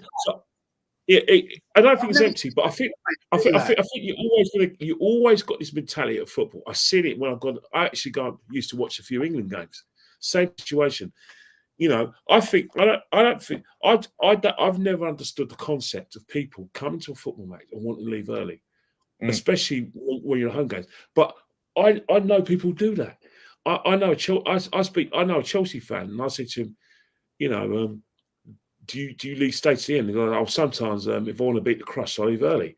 And yeah, but that's the mentality. If I want to beat the traffic and all of that.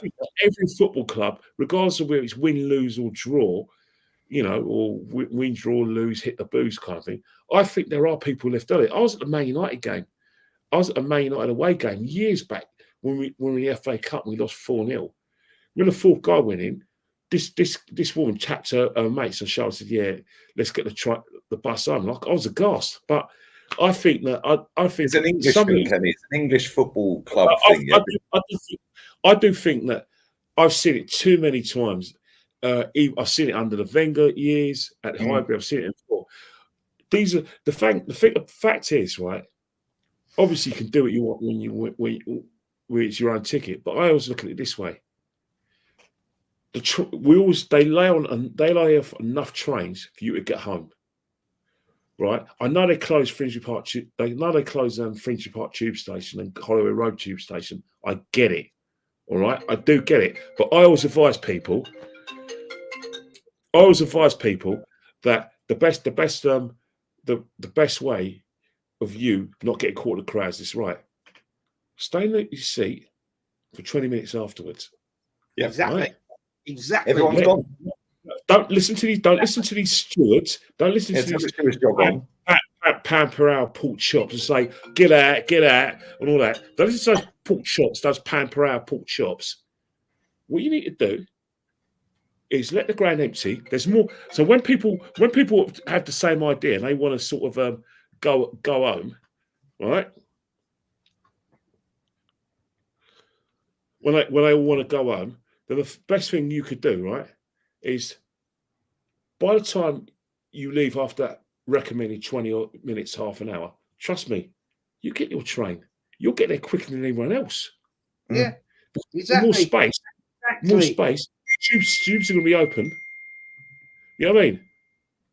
Hey, I was watching Atleti versus Girona on Saturday. It was a 1 p.m. UK kickoff. So that's 2 p.m. Spanish time, right? 2 p.m. They won the game 3-1 against Girona. Yeah. Funny enough, when Griezmann scored the equaliser to make it 1-1 from the penalty spot, not only did he not jump in the crowd or give it any of this or run, there was none of that. Yeah. He just runs straight back to the halfway line, and he was the first fucking player waiting for kickoff. No jumping in the crowd celebrating an equaliser. At full time, I said it on the stream I did. Yeah. Why is that stadium rammed? Why are they still there? Not a cloud in the sky. It's 30 degrees.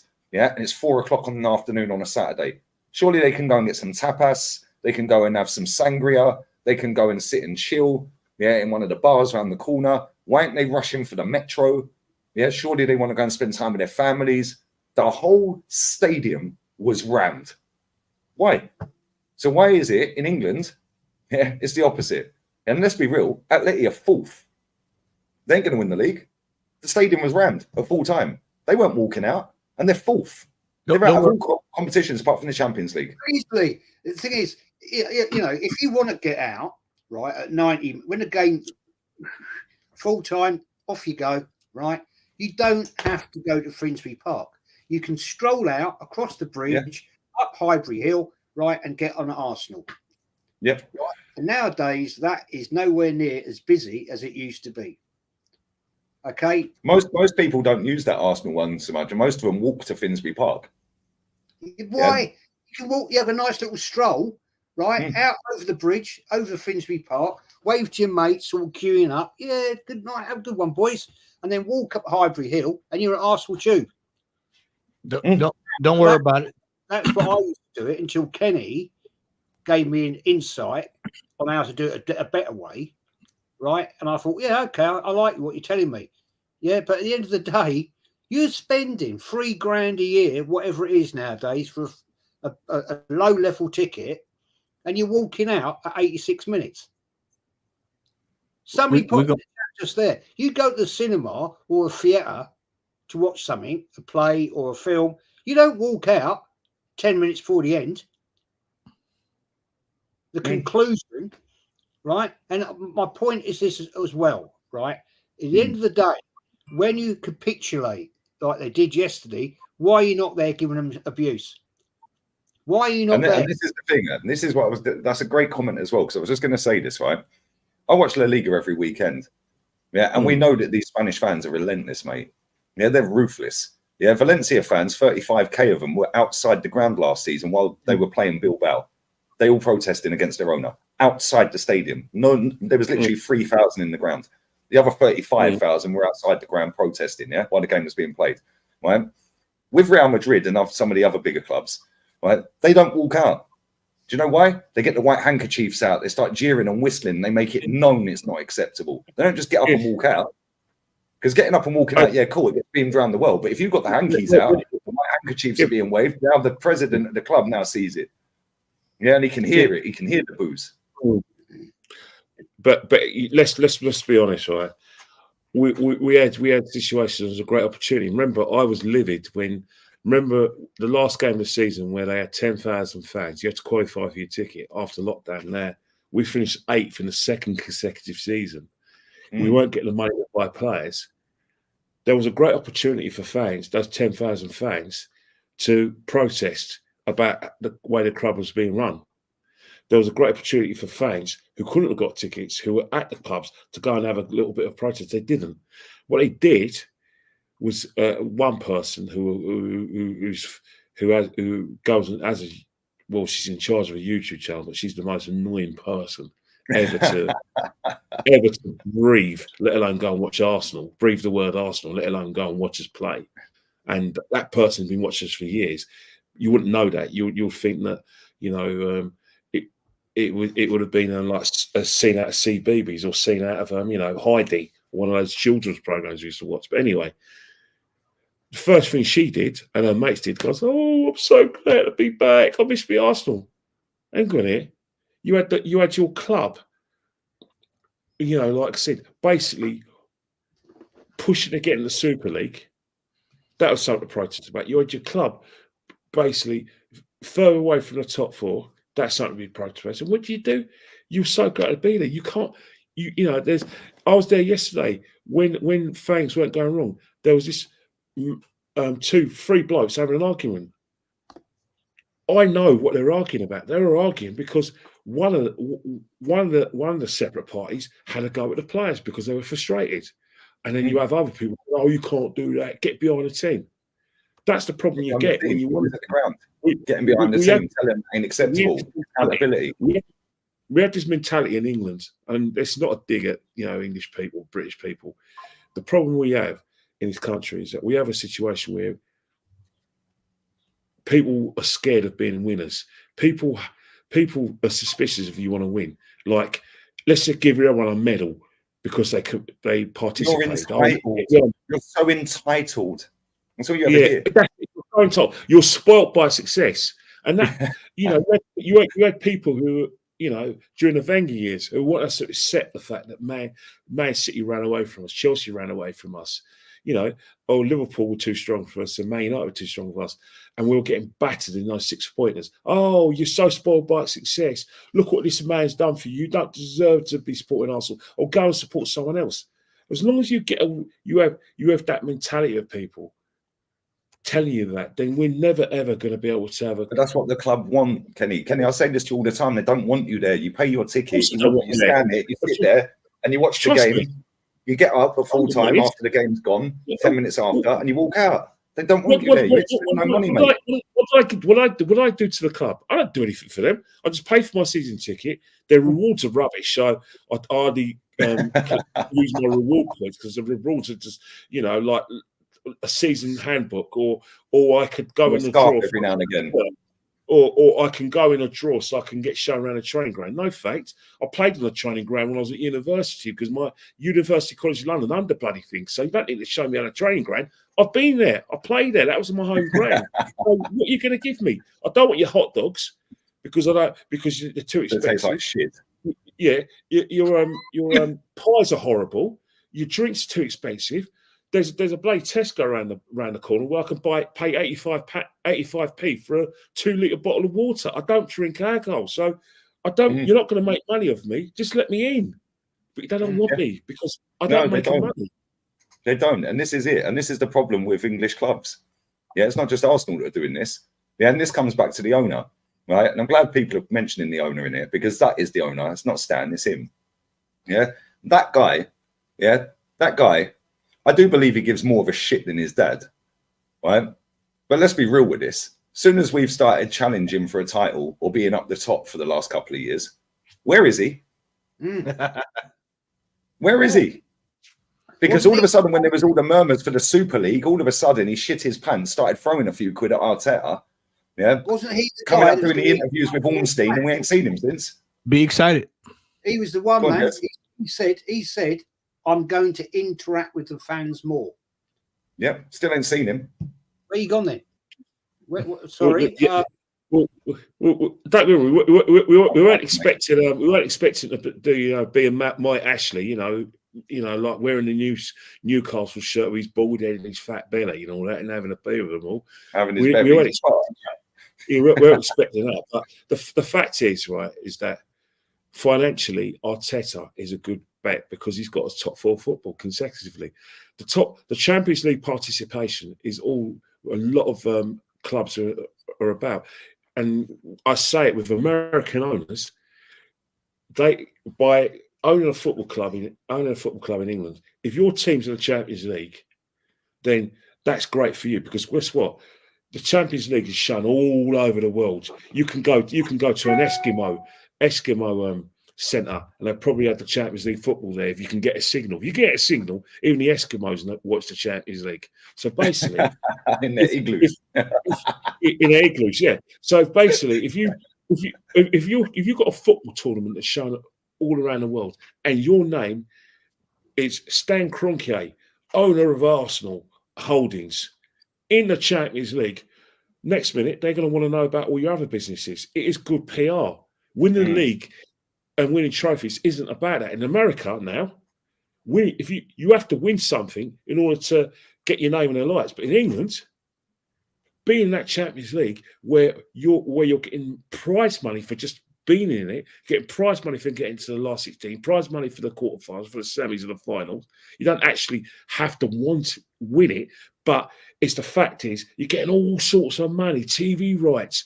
You know what I mean? UEFA's making money because, you know, people like TNT Sports and Amazon next year are going to pay them all silly money. And plus they've, you know, extended the competition because they now want to, you know, extend to 5th place. But because all the teams in England are shit, 5th place won't be enough this season. But he's gone. There you go. Josh has got him, mate. Josh has got him. He got him. Here he is. He's back. He's back. Well, yeah, Josh. You know, in between, Josh basically said, right, if you don't shut up and wind your neck in, Ken, I'm going to cancel your season ticket. Mate, it's crazy. It genuinely is. It really is, man. And the thing is, yeah, we all know City have won the league. Yeah, we know they're going to be relentless from now to the end.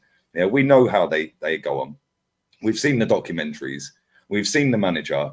We've seen a massive sample size of how they get better the longer the season goes on. And let's not forget, they have not lost a game since December. Early December, I think it was the 3rd of December, they lost to Aston Villa 4-1. Yeah, that was the last time they lost a game. Yeah, that's 4 months. They're on for a treble again. Yeah, with no Mahrez, no Gundogan, yeah, no Laporte, no Cancelo, no Cole Palmer. They got rid of Raheem Sterling. Yeah. It's a farmers league, though. It's a farmers league. It's a farmers league. It's a farmers league. But they're just the best. They're the best. But why have Man City? Why Man City at the top? Because they bought when they were strong. Yeah, no, it's not even that. They did what we should be doing. They bought when they were strong. You know, all those players you said they got rid of, they got rid of because Pep thought he could get better. And let's face it, that's it. He's gonna get better this summer. Lee, remember we talked the other day, and I said we were sitting there talking about transfer. I said, Lee, do you realize that this manager has not really went to the checkbook in the last 2 or 3 years? He had, like City can go. He hadn't really spent the money. This summer, they're gonna. If everybody say, "Oh, well, City is so bad," there was a few times that Pep looked around when they was on that little rough patch there early in the year, and you can kind of tell, like, yeah, I think we got enough to get over the line. But we're gonna definitely add to this team come the summer. And the thing is, they can't afford to get rid of Kevin De Bruyne, Bernardo Silva, maybe one of the other centre backs, for example. They can't do that again, getting rid of 4 or 5 players this summer and replacing them with lesser quality. Yeah, because then I don't think they'll win it again next season. But they know that. Yeah, they know that. Yeah. They've not spent anywhere near what we've spent in the last couple of seasons. Yeah, fair enough. They had a better platform to begin with, yeah. But let's not forget here, yeah. Let's not forget their academy since Pep has been there, which is 7 years. Their academy, the amount of players they have sold out of that, yeah, they've brought in over 400 million out of that academy. What have we done? What, Alex Iwobi, yeah, Joe Willock, Eddie Nketiah.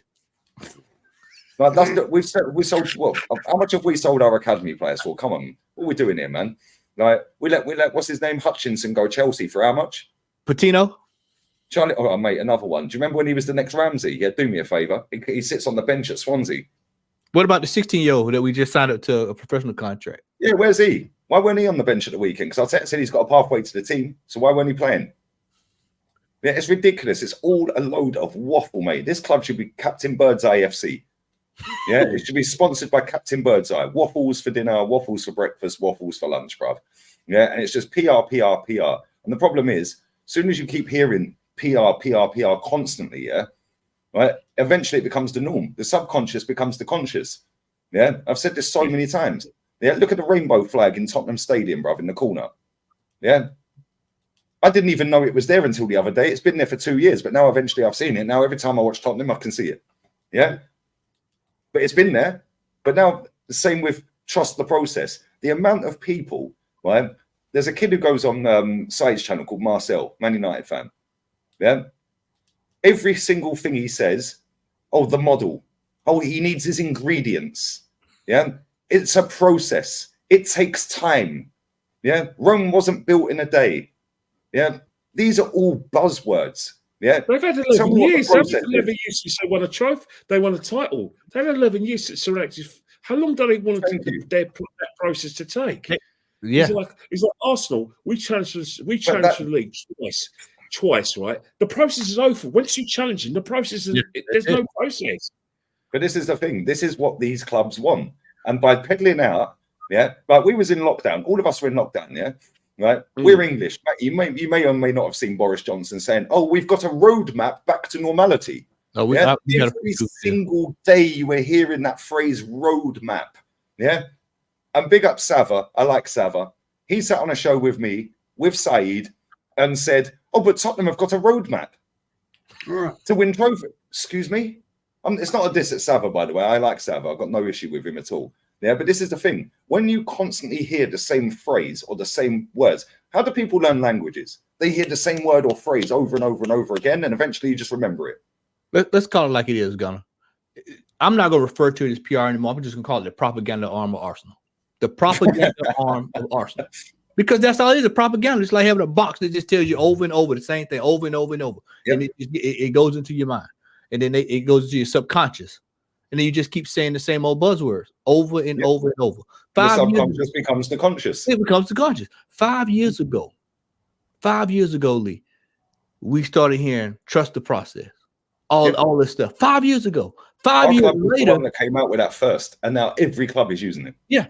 And you know, it's like the team huddles we see all the time. You know, bending over. That was pathetic all yesterday. that stuff. Yeah. I said this on the watch along. Yeah, when they came out in the second half and they did that team huddle. I didn't see Aston Villa do a team huddle. Right, they were doing a team huddle. Maybe they did do one, but they didn't show it if they did. Right, Trossard wasn't ducked right into the team huddle, and I said on the watch along, I said, look at him. He's standing there thinking, what the fuck is this?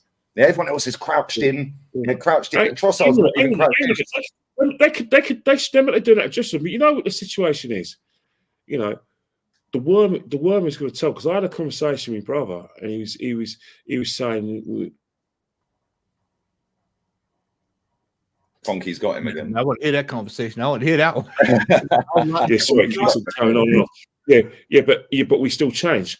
And I said to my brother, right, there's going to be a time where, despite how loyal you are to the manager, how loyal you to the club, you are going to want answers if we don't win trophies.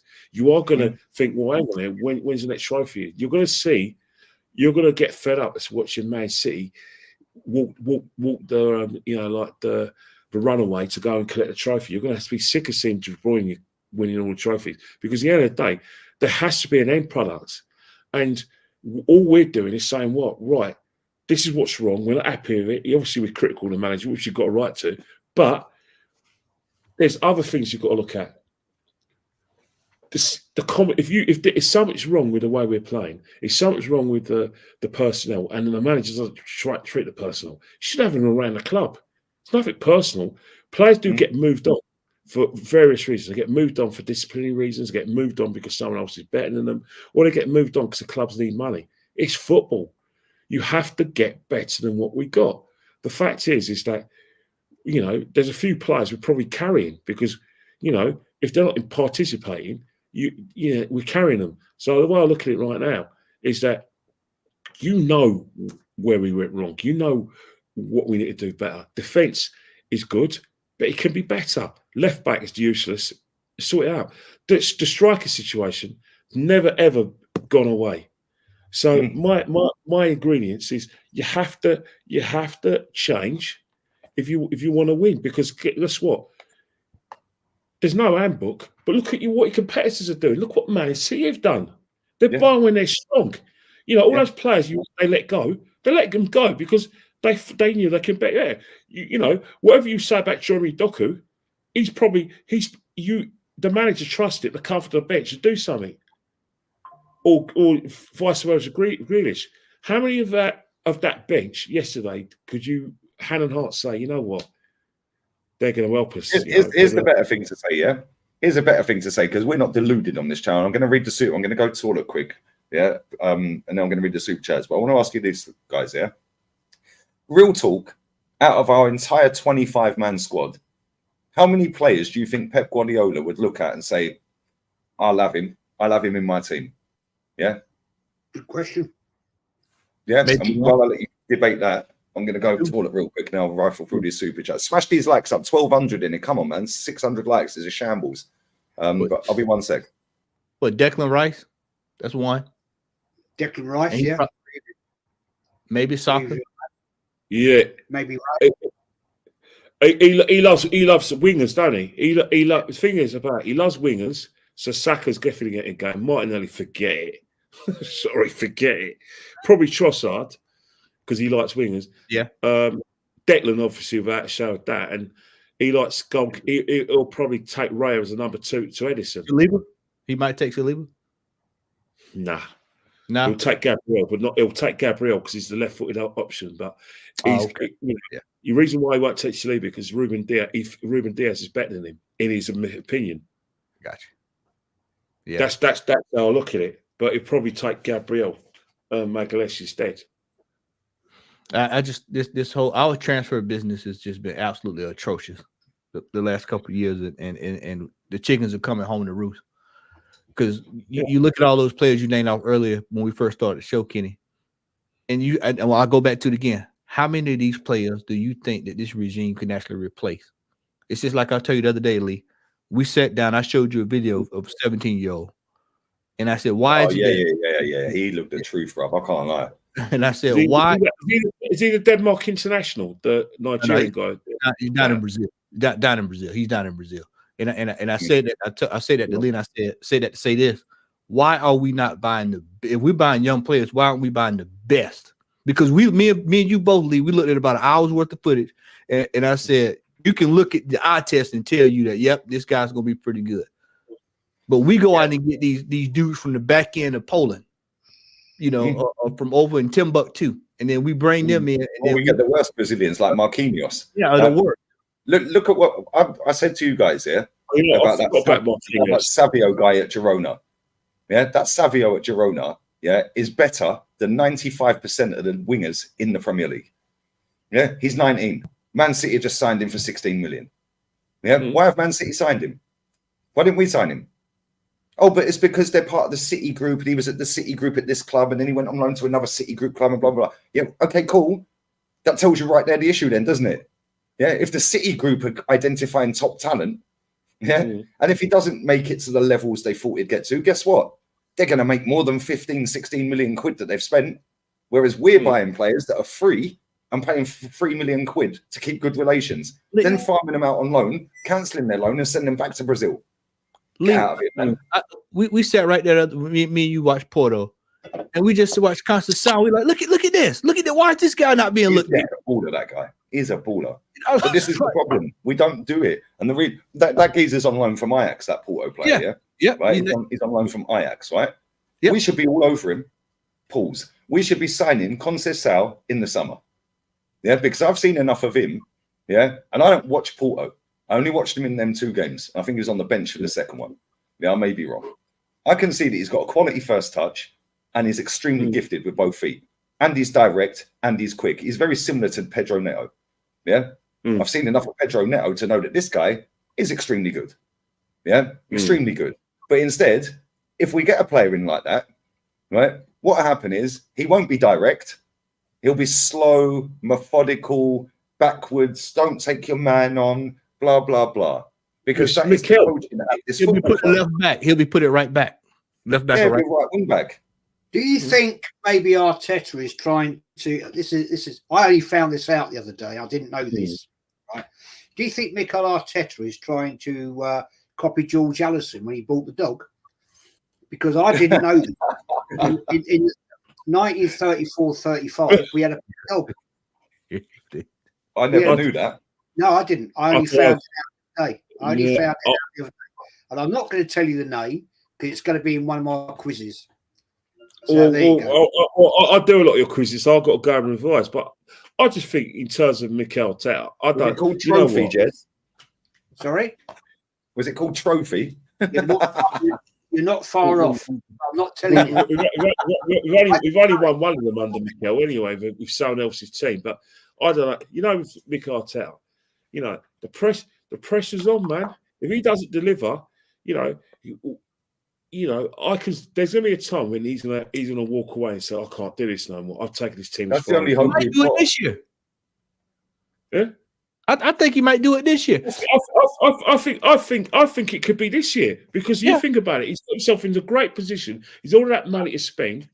I personally think he has taken his team as far as he can go because he still can't get over the line and win big trophies.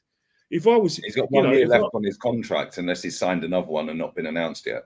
Well, yeah, there's room he's just get a new contract. But I'm looking at it and say, right, if he doesn't win anything that May, who knows? There's other. They say he's just a great manager. There's other jobs he can go back to Spain, go to Barcelona, see if he can, do that. But he might not get the time against the Arsenal. But he has to look at this and think, you know what? He's got to take a look in the mirror and say, look, have I created a situation where I've bought players, they're not working out, but because of my man management, I can't go back to them because they can't win me a game. He's surely got to look at before Liverpool, went on self-harm by, not keep on conceding early goals and expecting to win games. He must look at what Klopp's got, where he has all these substitutes and these youngsters, and they all done a job for him, and be pissed off and frustrated. He must look at what happens at City, which he was part of, and said, "What? This was be pissed off and frustrated." And look at us and said, "Why can't these guys do a job for me like those, like they do?" Because he's trying too much to be management style, and you saw it yesterday, like Pep, and you cannot beat Pep by being like Pep. You have to be yourself. Every team that beats Pep to a trophy or knocks him out of a competition doesn't play Pep ball. Lee, we talked about that. Crystal Palace got a draw at the Etihad this season. They parked the bus and hit him on the counter twice. Yeah, Liverpool when they won the league. Yeah, or when they give them good games and stuff like that. They play heavy metal football. It's different. Conte when he won the league, it's different. It's not. He played three at the back. Yeah, when he's lost in Europe to Real Madrid, Ancelotti. Yeah, did not play. Was it Ancelotti? I think it was. No, it wasn't. It was Ancelotti. Not the season gone, the season before. It was Ancelotti. Yeah, he don't play Pep ball. Yeah, everyone who beats Pep, or beats Arteta, doesn't play Pep or Arteta style football. They play the complete opposite. Our kryptonite, is counter-attack. Yep. We said this the other night. It's counter-attack. And it's not just us. It's Man City as well. Yeah, you can easily 3 passes. You're in on them. In Liverpool, but that's always the way with us, Spurs as well. But that's always the way with us, because the simple reason is that I say it again, and I say it 1,000 times. I said after when we beat Sheffield that's congratulations, well done, lads. We're not going to see that kind of football again. We're going to be playing against better sides, so we need to adjust and hang in there if things don't go our way. Well, we've played better sides. Brentford gave us a run for our money, and we got a late winner. Fantastic. Luton were pathetic. They kept us keep the score down. Man City gave us a run for our money, and we got a point. Now, in the context of what's happening now, we now know that was a bad point. We should 3 points was better, but but hindsight's 2020. But Bayern Munich was a litmus test. Luckily, we got a draw, but it feels like a failure because deep down we knew we were lucky to get that draw. Aston Villa just looked at all of that and said, "You know what? That so-called top defence has been worked. We're now going to work them. We're now going to get Zaniolo and we're now going to get Watkins and say, right, let's push these guys back. Let's play on the shoulder. Let's hold the ball up." They're going to look at those wingers and say, right, Benjamin White, let's see what he's like when we're actually running and working him and stopping him from getting on those overlaps. Let's see what we could do. We know Zinchenko can't defend, so let's really, really test him. And look what happened. They said, right, Declan Rice. Everyone says he's missing it for Arsenal. Well, you know what? Let's see what he's like when he's going to have to chase shadows. What happened? Those 4 ingredients took us apart on Wednesday, even though we got a draw, and yesterday. We didn't. How many times Bayern Munich and Aston Villa 3-4 passes, they're through. Yeah, because they've done the homework. Because teams that were playing against us were intimidated, so they were sitting back. Or what will happen? They didn't have the quality on the ball to hurt us. So our defence did look like $1 million. The back 4. Declan Rice did look great. Now I'm not saying Declan Rice at the top play. He's a fantastic footballer, but he's been tested, and he's not at it physically 100%. So he's not going to be at his best. He weren't great against Bayern Munich. He was chasing shadows, and he struggled yesterday because he's getting. That's what football is like as a test. When you get to the last third on the championship rounds, every amount of your ability will come to a test, and if you can't deal with it, you're a goner. Told you, Lee. Told you. I said the same thing. I said the same thing you just said to Lee on the phone the other day. Sorry to interrupt you, Matty. I've got to bounce, boys. I'm going live in literally 5 minutes. That's cool, man. I'll redirect you afterwards. Top man, Jez. All right, Jez. Are we on Wednesday, Jez? Yeah, Wednesday, man, 6 o'clock. Okay, good man. Carve him up. Coming out with a surgeon's knife tonight. Okay, you're coming out with a surgeon's knife. I'm taking set the redirect up now, mate. So I'll catch you boys later, Lee. As always, I appreciate you, mate. Good to see you, brother. See you Wednesday, Jez. Yeah, Matty. If any of you boys are around on Wednesday night, if you want to jump in, yeah, it's great. But I know you got. I'll text you in the group. Yep. Yeah. But, top man, Jez. Man, Thank you, mate, as always, and we'll catch up soon. But Cheers. Nice one, man. Arteta, Arsenal, I'm coming for you tonight. Yeah, hey, Listen, hey, give him smash a these cane. likes Give up. the guy a cane. Give him a cane. 6 of the Yeah, best. damn right. Six of the best. Let me get these super chats real quick, and then we'll close this up as well. Big up to everyone locked in. Make sure you are subbing to Matty and Jez. Pinned comment along with Kenny's Insta. 641 likes is shambolic. There's 1,200 in here. Come on, guys. Let me get these super chats real quick. Abhishek says your fan base gassed up every player this season. Now after botting it yesterday, they are after Man City rather than your players and the manager. This is what they do, bro. Copium, deflection tactics. Oh, it's Pep. Oh, the charge. I've not seen so many people talking about the charges recently. Soon as they go top at the weekend and we don't go above them, all of a sudden, oh yeah, I can't wait for them to get done. Let me tell you something right now. Reality check. They're not getting done. Yeah, they're not. They're not. Big up to William Bonney as well. Guys, just shows how far behind of the elite clubs, Real Madrid, that we have fans that still back Arteta, even though he's bottled yet another season. If this was Real, he would have cruised. Bro, he wouldn't have got the job. And if he did get the job, 10 of their last 17 managers have lasted less than 50 games. He would have been all the way down. Quick. He'd have been all the way down at U8. That's where he'd have been at. He'd been over there with in U8. He'd been with the little kids. You know, the basics. Pass the ball, Johnny. Chase the ball, Johnny. That's what he'd have been doing. Jorge, pass it to Esteban. Vale. It just shows you that the ugly truth has come again. You know, he will get another job if he leaves Arsenal, and he'll definitely get another job. He will. Yeah, the simple reason is I'm kind of fingers crossed that he's going to take the Barca job. Yeah, that's what I'm hoping. Yeah. Oh man. To be honest, unfortunately for us, for a first effort, he isn't too bad. But unfortunately, he's on a club where there's fans like us who think, right, if you're a big club, you've got to win trophies. And you know, the ugly sister is in the room now, and the ugly sister is the truth. And the truth is, we know now that third time in a row he hasn't delivered a trophy, because if you're going to give him a bye for those 2 8th places, 5th in a row, but you know, just trust the process. You know, bollocks. You know, was initiated after his first full season. So unfortunately, now we're in that phase where we're no longer having this trustful process bullshit. It's now a situation where you've challenged consecutively the last 2 years. You have to deliver a trophy. So the ugly sister in the room is basically, look, he's taken a club as far as he can go. Let's do what I'm going to call him Ranieri. Let's get a Mourinho in type manager. Saying, right, I've won big trophies at big clubs. To be fair, Ranieri's won the league. Yeah, all right. Yeah, obviously he won the league, but at Chelsea, you know, he was seen as taking as far as he can go. They bought this world-class group of players, but they weren't a team. So I said, right, let's get a manager who can win. Mourinho's that man. We're not saying we should get Jose, because Jose clearly is at a crossroads of his illustrious career. So let's get someone who's a pro manager. Inzaghi. Just go and throw the money at Inzaghi. Yeah. Oh yeah. Well, get someone who's get someone who's won a league in one of the top leagues in Europe. Yeah. Inzaghi's been to 11 finals at Lazio and Inter, and he's won 9 of them. All right. So and he's won a league title. Yeah. All right. He's a proven winner.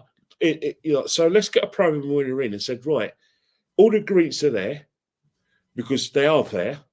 He's going to say, right, I can't win a title if these lot are at the club. I've got players in mind who are going to come with me and make us better.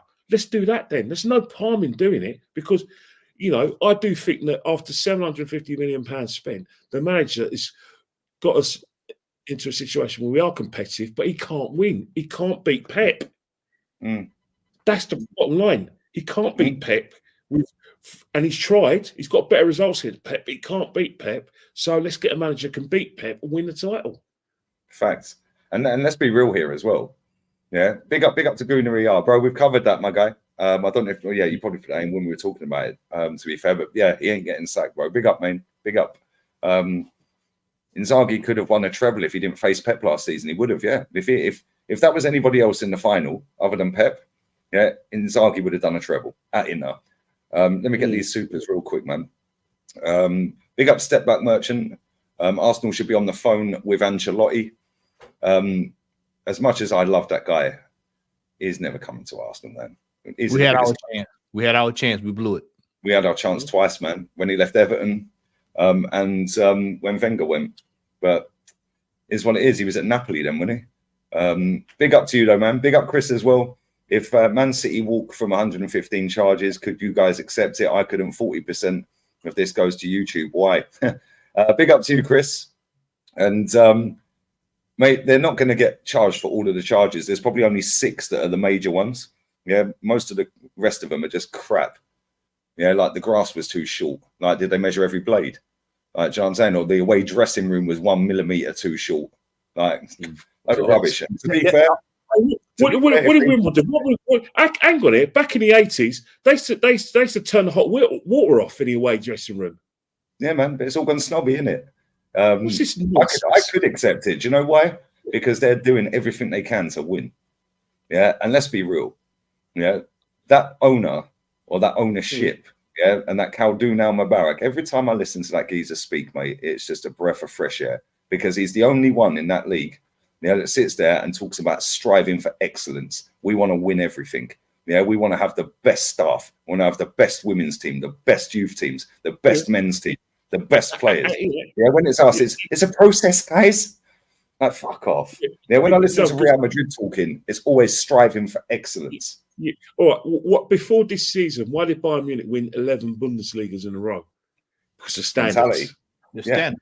Mentality. Well, They fired. Remember they fired him on the pitch during the pitch. Salihamidzic got potted on the pitch when he went to claim the trophy with the team. They said, no, bruv. No, you can fuck off. The door's that way. You ain't celebrating with us. They went Oliver Kahn was banned from the stadium for that game. And he'd just been sacked and he was banned from the stadium. Yeah, this is a German icon of football. Banned. Yeah, that was the standards. This year they've fallen off a cliff. Yeah, but they've got, I don't know. Yeah. Let's see what they do next week. See, that's the example of a team that hasn't bought when they were strong. They've only just bought Harry Kane, and that's it. They bought Harry Kane. If you just buy one player to replace a player who was trying to leave you a couple of years before he actually got his wish to go to Barcelona, you've got players now like they bought what's his name, Kim Min Jae. They bought Kim Min Jae and Harry Kane. That's it. Hey, Kenny. Yeah, but what was Davies? He's desperate to go Real. So you got to buy them. The problem is, if they're going to respond because they feel humiliated that Leverkusen have taken on, you know what they're going to do? They're not going to buy players around the world. They're going to say at Leverkusen, right? I'm going to buy you on. 100%. They're scaling them from Leverkusen, and Leverkusen have pulled their pants down. They'll pull their pants down and say, "Okay, smack my bottom." Yeah, 100%. That's what they did to Leverkusen. That's what they did to Leverkusen, who got close to winning the title but didn't. Or got to the Champions League final. They did it with Lucio, Ballack, players like that. And look what they did to Dortmund when Dortmund were a threat to them. They were rolling. They bought. They were playing all of their players. Hummels, Goetze, Lewandowski was from Lewandowski. They bought Lewandowski from Dortmund. So Bayern always get the best of their opponent. There's none of this. Oh yeah, I'm not going to. I play for Liverpool. I can't play for Man United. I play for Tottenham. I can't play for Arsenal. Oh yeah, in Germany they don't work like that. They don't care, bro. Yeah. This is what I like. They don't care. Yeah, they don't care. Don't care. Don't care. I said that on the stream earlier today. I was fucking crying inside, bro. I was thinking of you saying it.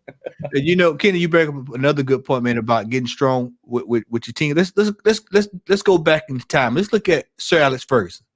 They could win titles and go get 3 or 4 players.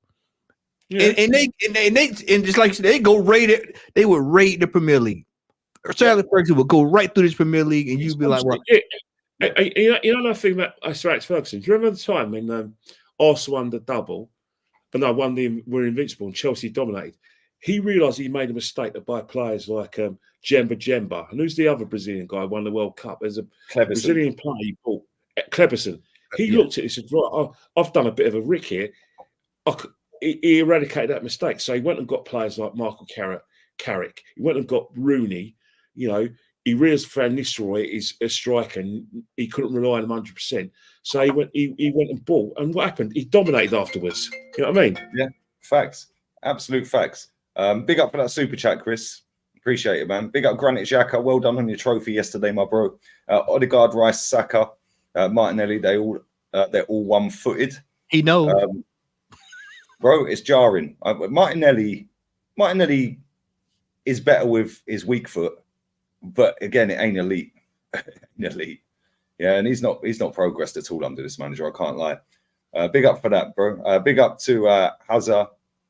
Your reaction if 35 starts against Bayern, bro? I'll probably throw the Mac off the patio. Well, get ready, Lee.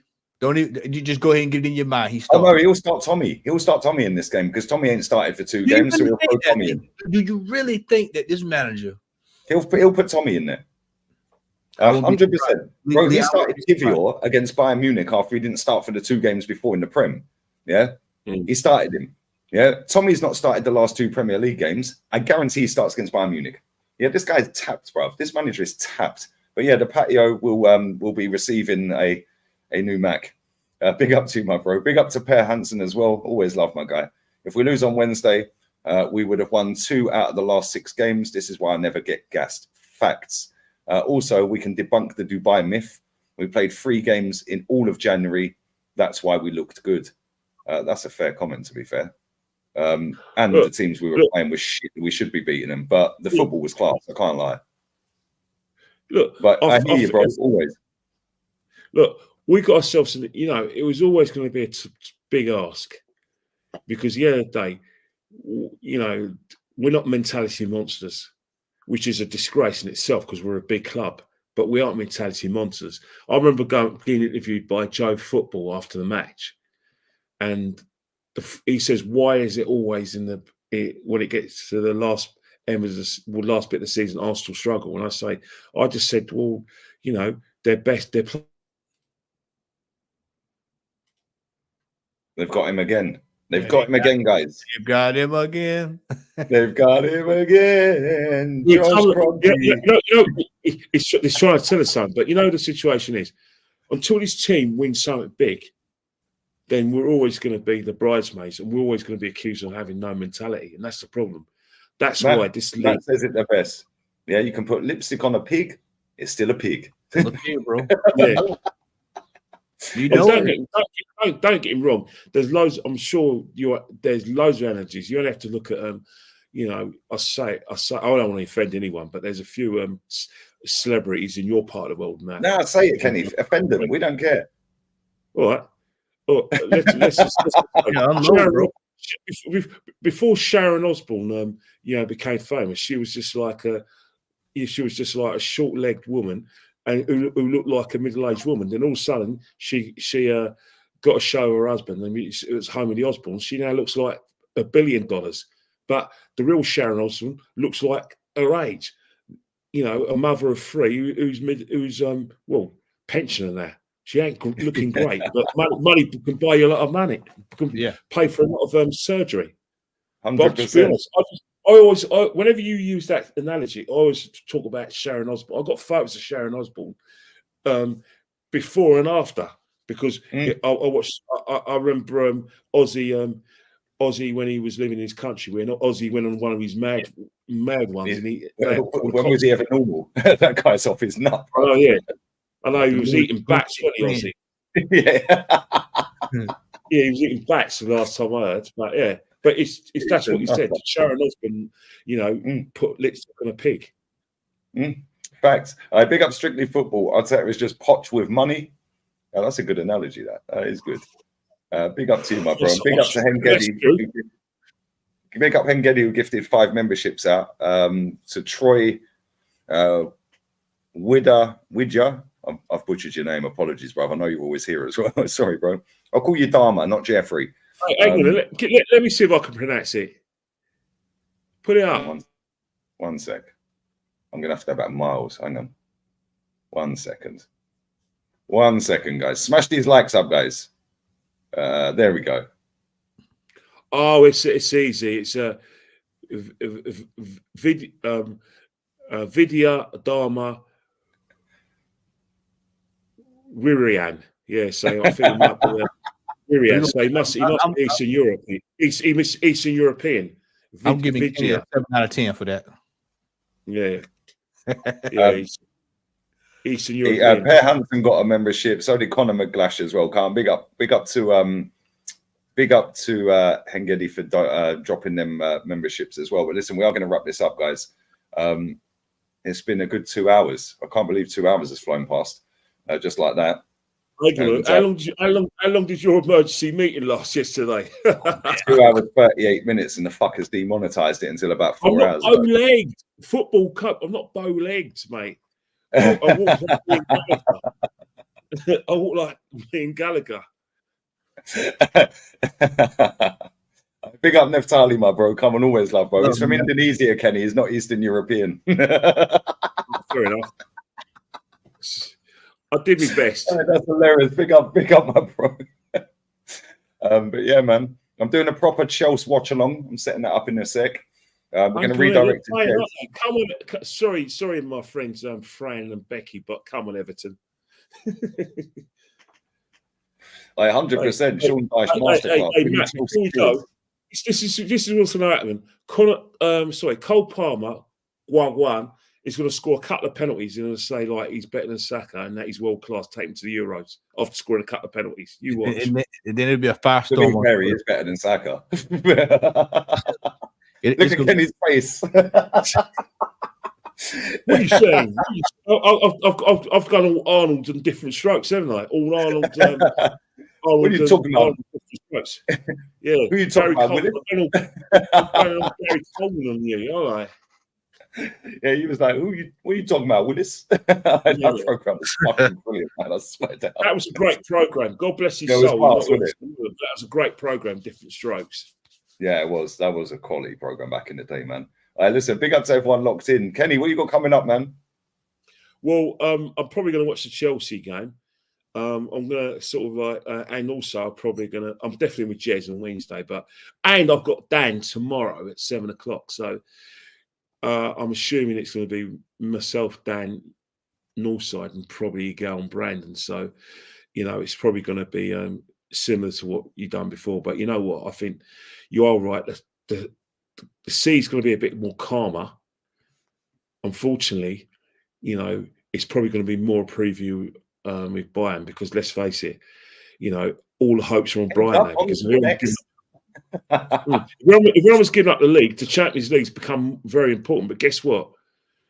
I don't think you could sell a win to me tomorrow on Wednesday because I can't see it. I just can't see it. That's not putting us down. We just can't see it. The heads are gone. The heads are gone. Mm. Yeah, I'm looking on Arsenal Twitter page right now. They're spamming everything about the let's create more of these moments on Wednesday, guys. Yeah, good one. How about have a fucking inquest as to why you lost yesterday, Io de Puta? Yeah. Hey, look at this. Champions League action in Munich. Mikel Arteta's press conference. Away trip to Wolves the week ahead for Gunners, and it says click to read, and the graphic is a team huddle. Yeah, keep hearing what I'm saying to you guys. This is all PR, guys. Yeah, but how many people got sacked from the Arsenal for being critical during the Wenger days? I can think of 5 who've lost their jobs at Arsenal when they're critical of our results during the Wenger times. Stuart Robson being one of them.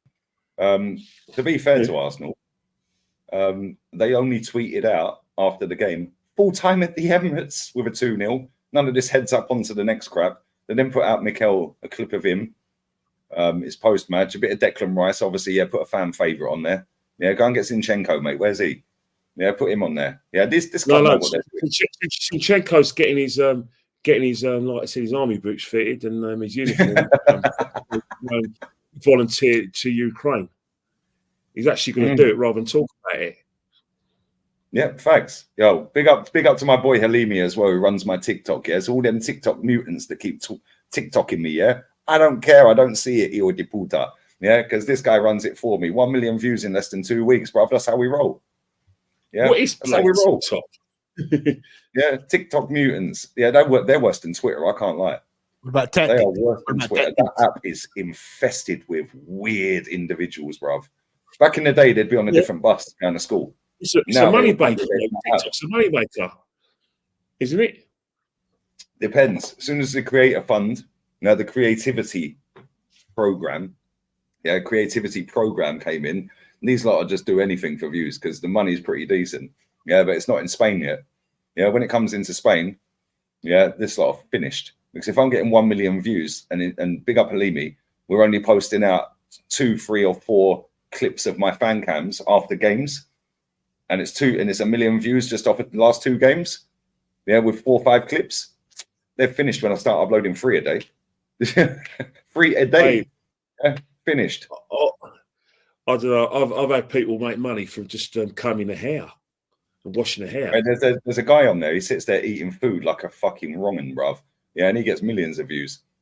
Yeah, but anyway, on that bombshell, Matty, love, bro. What you got coming up, man?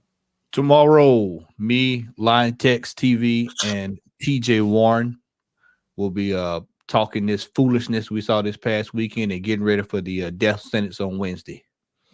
Yep. It's going to be peak. Pinned comment is Kenny Ken 1972 Insta, Southern Gooner Matty's channel, and Arsenal history and more. Jez, he was here. We're going to redirect to Jez. He had to go to do his own show. Big up to Ma X.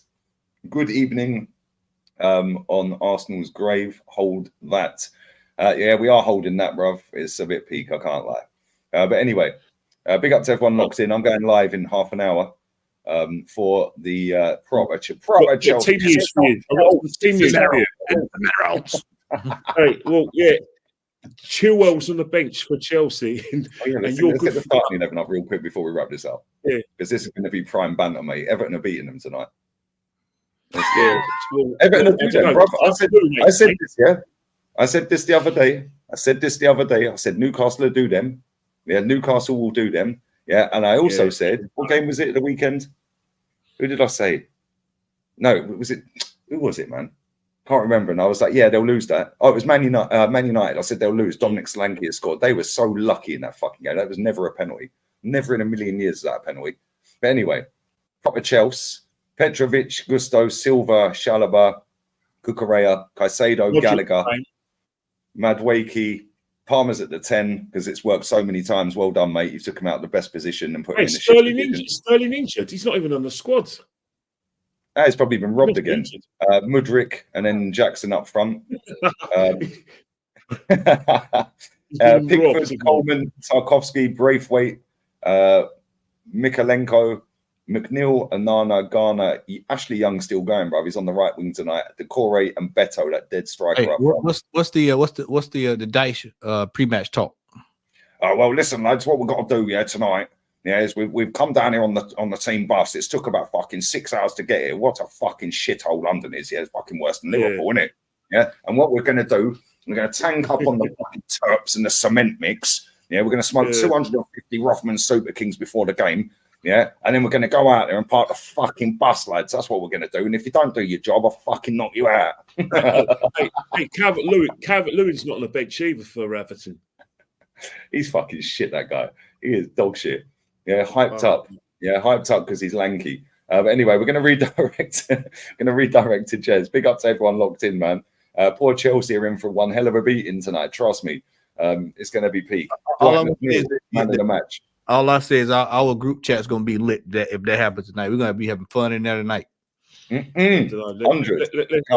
Let's bombard Mr. Rolfe with goodwill wishes.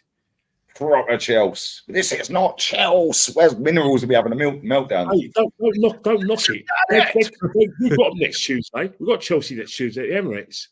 2 London derbies, Chelsea on top. Those 2 teams. Hey, Kenny, in that game, in that game is not a gimme. That game is not a gimme. They're erratic. Mad. Listen, big up to everyone who's tuned in, man. Appreciate you all the good likes, shares, donations, comments. It was a good chat, man.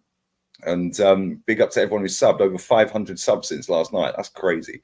So yeah, we're going to redirect to Jez. Spam Jez's chat with Lee Raid. And I'll be back on the Lee Reacts channel in half an hour for the Chelsea watch along. Adios, hijo de puta. Layers.